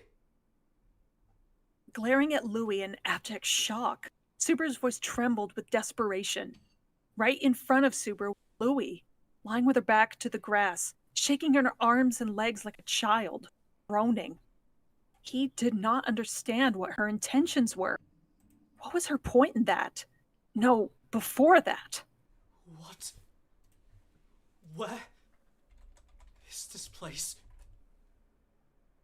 Without taking his eyes off Louis, Subaru observed his surroundings, whilst staying vigilant. Then, what came into his view was a lush green prairie, a place like a vast grassland, flowers swaying in the wind here and there. Such a sight would be impossible to see in the Agria sand dune. Well, to be precise, in that place, there were also things like flower gardens, the dens where courtesan bears lived. But this was not something that had been created artificially like that. The vegetation was definitely natural here. A little bit further away, Subaru could see a forest, plunging his mind into confusion. These were not the Agria sand dune, clearly. It did not seem to be the Hall of Memories where he had encountered Louis before either. The grass seems pretty real. And it tastes like grass! After pulling up some grass and checking its smell and taste, Subaru got confirmation that genuine. Then, basing it on the injuries he possessed and the state of his torn clothing, he confirmed that the traces from the battle just before, from the battle surrounding the Pleiades watchtower, had remained. That was to say that the battle had taken place, and Subaru had yet to die. Albeit he had been swallowed by the massive black shadow that had assaulted the green room. He had survived. That's right! Rem is... If Louis was right here in front of him, that meant that Rem who he had also had in his grasp at that time, ought to be around this place as well. Based on that idea, Subaru left Louie by herself and searched around the grassland for Rem. It did not take long for him to find her soundless figure lying down in low-cut grass. Rem! Oh, I'm glad. You're safe and sound. Rushing over to Rem, Subaru confirmed that she was indeed safe, then fell to the ground in relief. From what he was able to see, she was not donning any external injuries either. Body temperature and slow breathing were just as they were before.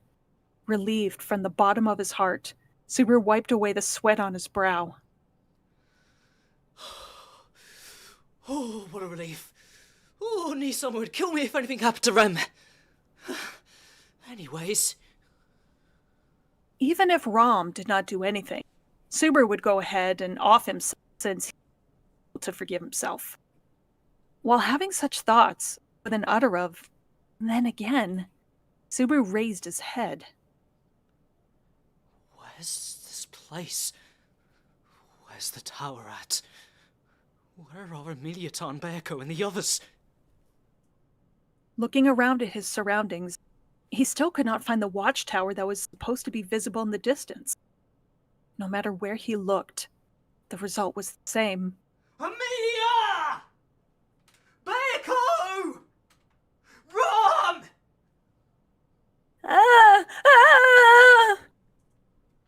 Even if he was unable to see them, there was a possibility that they would respond, so Subaru called out to Amelia and the others. However, his voice begot hollowness, and the only one who answered was Louie, sprawled out atop the grass. Although that fact annoyed him, it was also true that he could not ignore her presence. With no way of knowing what she was trying to do, nor with a way to deal with whatever it might be, the only one who could protect Rem was himself. So he got up so he could deal with Louie, and when he was about to get on his feet, someone gently grabbed his arm. Subaru, currently on one knee and about to stand up, emitted a gruff breath. The strength of the arm pulling on his sleeve was not much. Despite that, he could not move an inch. His knees began to creak and tremble. His whole body began to sweat. In truth, it was an incomprehensible urge. His viscera stirred in unison. The being known as Natsuki Subaru, upon that phenomenon, in its entirety, lost all control. That was a shock that could not be described in words. Those were intense emotions that could not be compared to anything else. That, of all the great surprises he had savored in this world, was as big as a massive wave. Slowly, her eyelids trembled and started opening slightly. Beneath those closed eyelids, pale blue eyes, as clear as the surface of a lake. He loved her happy and cheerful eyes. He loved the twinkle in her eyes when she occasionally acted mischievous. He loved the eyes that grasped his heart when she pleaded with him. He had always, always, always yearned for that radiance. His heart thumping, his throat quivering, he was unable to produce a sound, as if something were lodged in his throat. It was lodged. Indeed it was. How many thoughts were swirling around, filling his chest at this moment? The words he had wished to convey to her, the things he had wished to converse with her, the dreams he had wished to share with her, all of these had been accumulating. In pursuit of these very things, Natsuki Subaru. Rem? His lips trembling, he called out her name. Deplorably, he had failed countless times trying to do just that. He wondered if he could have spoken towards her with more clarity. Perhaps he had only been able to do so in his own fantasy, thought, and the most important thing was not being conveyed. Out of fear, Subaru gasped out her name repeatedly. Rem. Rem. Rem. Rem. Rem. Each time he called out her name, he could not stop his tears from flowing like a flood. Each time tears flowed out of his eyes, her figure became blurred, and whenever she became obscured, he became afraid she would fingers. And so, with snot falling out like rain, desperately wiping his face with his sleeve, Subaru attempted to keep her face in his view, frantically.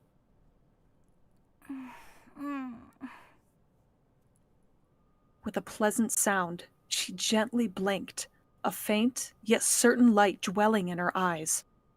Having gotten to this point, Subaru understood this was not simply a deception being shown due to his desires. Without doubt, Rem, was here. Her lips moved weakly. Her lips moving weakly, Rem appeared to be trying to say something. By hearing only that weak sound of her voice, Subaru's heart was on the brink of bursting. All the time, he would talk to her sleeping face, and, in order to confirm that she still had life, would check her breathing as she slept. Ushering in countless mornings and nights, Subaru had vowed to get her back. However, not once had he heard her voice all this time. Upon closing his eyes, he would recall the words she had said to him, how she would call out his name, and all sorts of other scenes. But all of that belonged to the past. Today, tomorrow, he wanted to hear her voice in a more decent manner. Now that wish had finally come true. It had been fulfilled. Rem. It's fine. It's okay. So, take your time. Mumbling, she anxiously moved her lips. Honestly, he thought he should grab her a glass of water or something for her now. However, there did not seem to be a water source available near them, and it was impossible for him to tear his eyes away from her. Just a single word. If she were to call out to Subaru once more, once he heard that word, he would... You... Rem? In silence, Rem sped up the movements of her lips, seeking out any ounce of moisture in her mouth. Moistening her tongue with the saliva she secreted, she finally regained enough strength to open her mouth.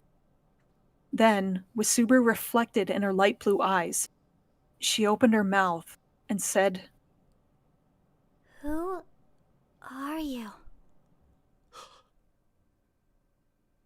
The sound that spun from her lips, tied together with significance, permeated into Subaru's mind. Who are you?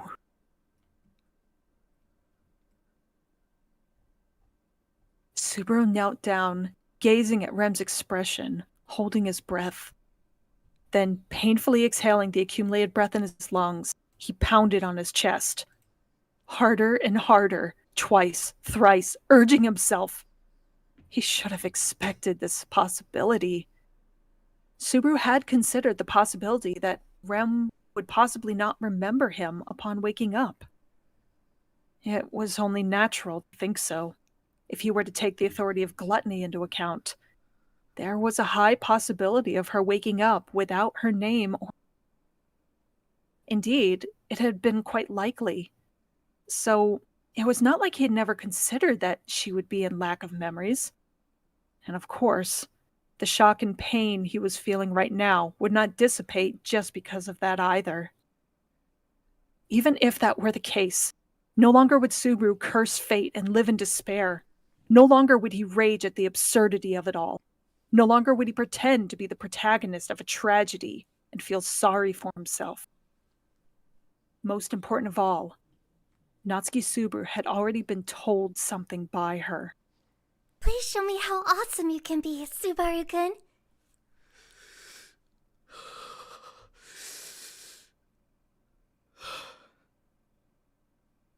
My name is Natsuki Subaru. Gritting his molars hard, Subaru threw away his anguished expression and pulled his cheeks up. Ridding his face of that impression, putting up bravado to the most of his ability, Subaru flashed around with a smile. A radiant smile, without reason as to its radiance, as was typical of Natsuki Subaru. You may not be able to remember it for now, but I'm... You are... Faced with Rem's hoarse question, Subaru paused, shut his eyes tightly. And then, his black eyes fixed on her light blue ones, he continued.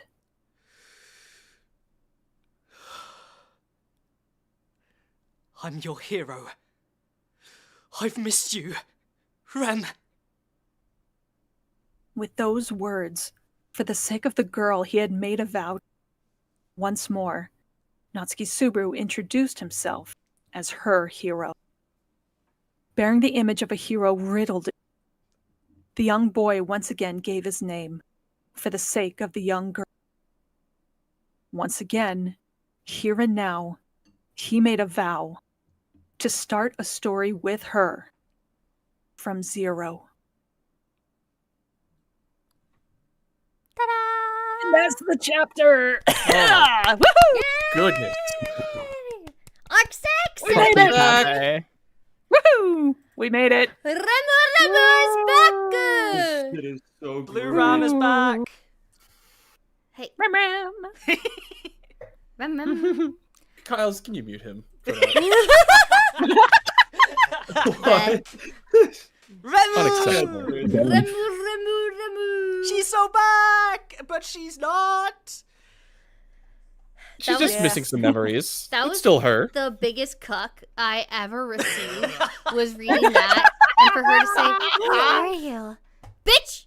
What the fuck?" Do you know what I've done? I could feel it coming. It worked out too randomly, too happily for it just to be. And now she's Yeah. fixed. So Mhm. Heads up for everybody. No spoilers ahead for Arc 7, 8, or 9, please. Yeah, Locations, people, none. anything. Zero. There are so many people experiencing this part of the story for the first time. Do not ruin it for them, please. Hi. Hi. There's one. Hi. and it's good shit. Only thing to note is that we are not at the tower anymore. That's the Yes. only thing Fuck that's known. the We're in tower. Seattle, guys. Yeah, Seattle. Super can't see it, but there's the Space Needle just across the way. yeah. He just needs to turn around. That's what's beyond the Great Waterfall? Seattle? Yep. Just Seattle. Yep. Yeah. I always knew Flugel was from Seattle. Explains why he has that. It would be. last name. Watchtower was made because he missed the Space Needle. Mhm. Leedle. So, that's Arc 6 wrapped. Sure is. Yay! Finally! That was So a weird. long It feels so and weird. tough final chapter. Yeah. Alright, Guys Teal'c. holding up. That was a lot. I ran out of everything like a third of the way through it and it's just like, well, we deal with our sins. My Thank you, hubris. Chilled. You specifically requested it, to be fair, so. Y'all crushed it Regret today. nothing.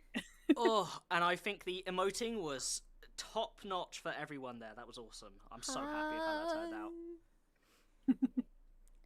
Sierra Oh, started Arc snoring at the 6. wildest time. Yeah, Sierra started snoring. Our dog started snoring. Dog is Right like, as y'all this are started up. boring. At the end here. So all I can hear while trying to maintain very serious, crying, like emotional vibes is Little snory puppy. She's holding my feet hostage. 2 hour chapter. Snore. she was having a fat ass nap. Boring. She was in another dimension in whatever she was dreaming about. Oh yeah, we've been at it for 3 hours. Yeah. Yeah. The minds. Thank you all so much for supporting us. Quite a few of you donated subscribe partway through. I think I caught up on the messages, but thank you all so much for today. That was wonderful. Thank you. And those of you who can't afford, that's okay. Commenting, subscribing, liking, turning on the bell icon. Is just as good as support, even just being here. So thank you so much. Thank you so much, everyone, for all of your support.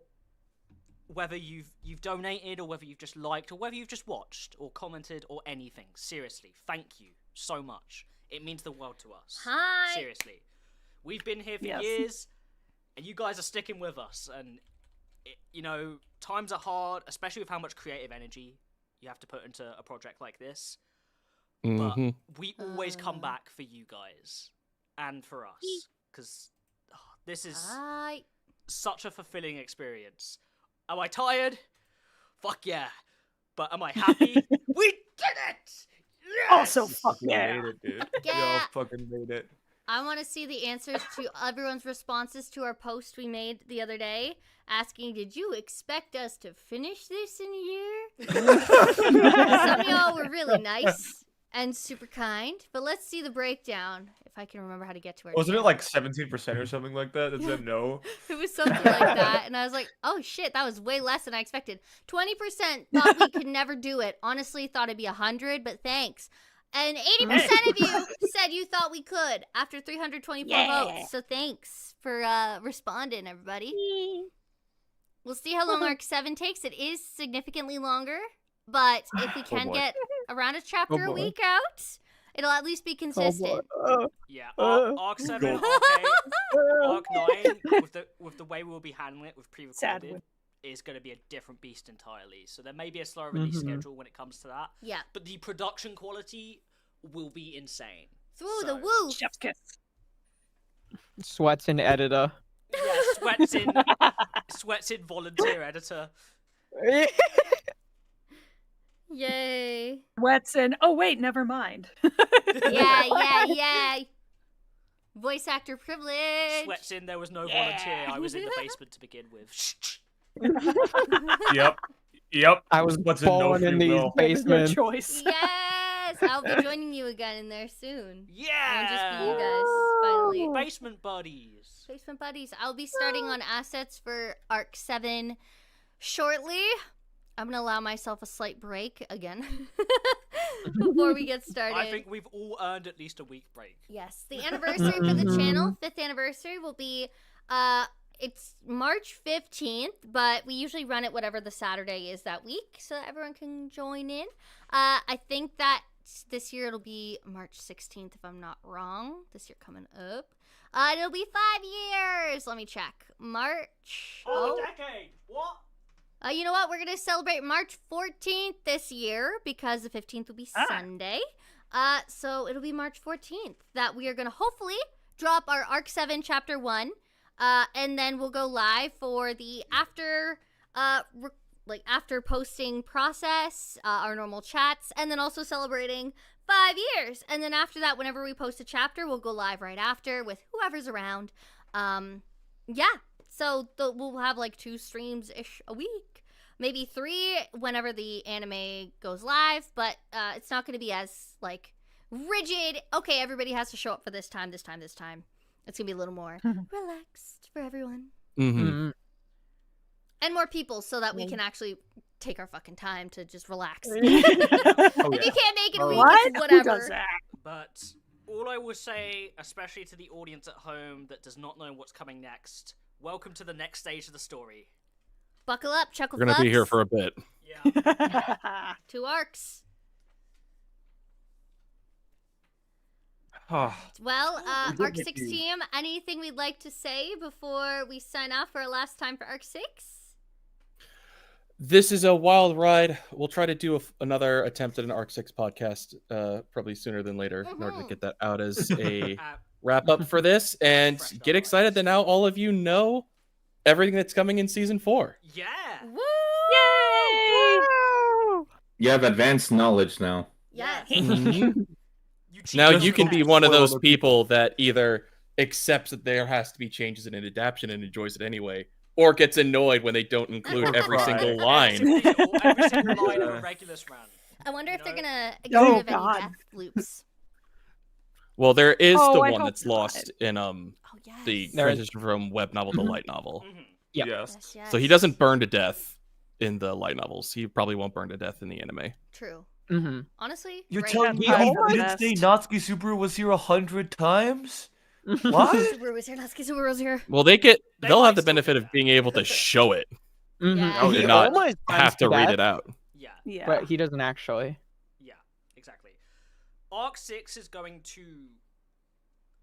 It's going to be a weird thing of it's simultaneously going to really benefit from an anime adaptation, but like some of the narration nuance will kind of be lost, so they're going Yeah. to have to really, Mhm. really lock in on the the direction prose. and the atmosphere to make up for that. And I think they're going to do a fantastic job. I mean, with the way they were portraying Subaru's depths in early season 3 was serious, I think we can trust them to handle Arc 6 very well. Mm-hmm. Uh-huh. Yeah. I mean, like, they do give him internal monologue in the anime, at least, As so well, yeah. we'll have Mhm. that. And Mhm, they did it more in season 3 as well. I True. noticed, Yes. Too. So likely a direction and stylistic change too, not only for a different stage of the story, but coming for Arc 6, because when Arc 6 has a genuine mythological status in not just the ReZero community, but anyone that's somewhat interested in ReZero, they've heard about Arc 6. They may not have heard the details of it, but all they have heard is peak arc, holy shit, edge of your seat, something crazy is about to happen. It's And it is It's what reached makes such ReZero notoriety, for a lot of I think it's readers. probably it's likely there's a similar effect going on in the Japanese community too, right? So I think if the rumors were true that season 3 and season 4 were originally one production, them splitting off season 4 was them making sure it was polished and Yeah. perfect, right? Mm-hmm. Yeah. Like, I'm glad that happened. Mm-hmm. Even if we gotta be patient. It's still Yeah. less time than season 1 to season 2. Exactly. And just get excited, guys. It's gonna be a wild ride. Hi. I get to see Shala move. Ugh. I can't wait. It's gonna be so good. Oh, it's gonna be so good. But yeah. Anything else from anyone? Or else? Nope. I think it's No? just a long string, and it's time to wrap it up. This has been amazing, everyone. Thank you. Thank you so much, It's everyone. been a long journey. Have a wonderful you. day. Bye.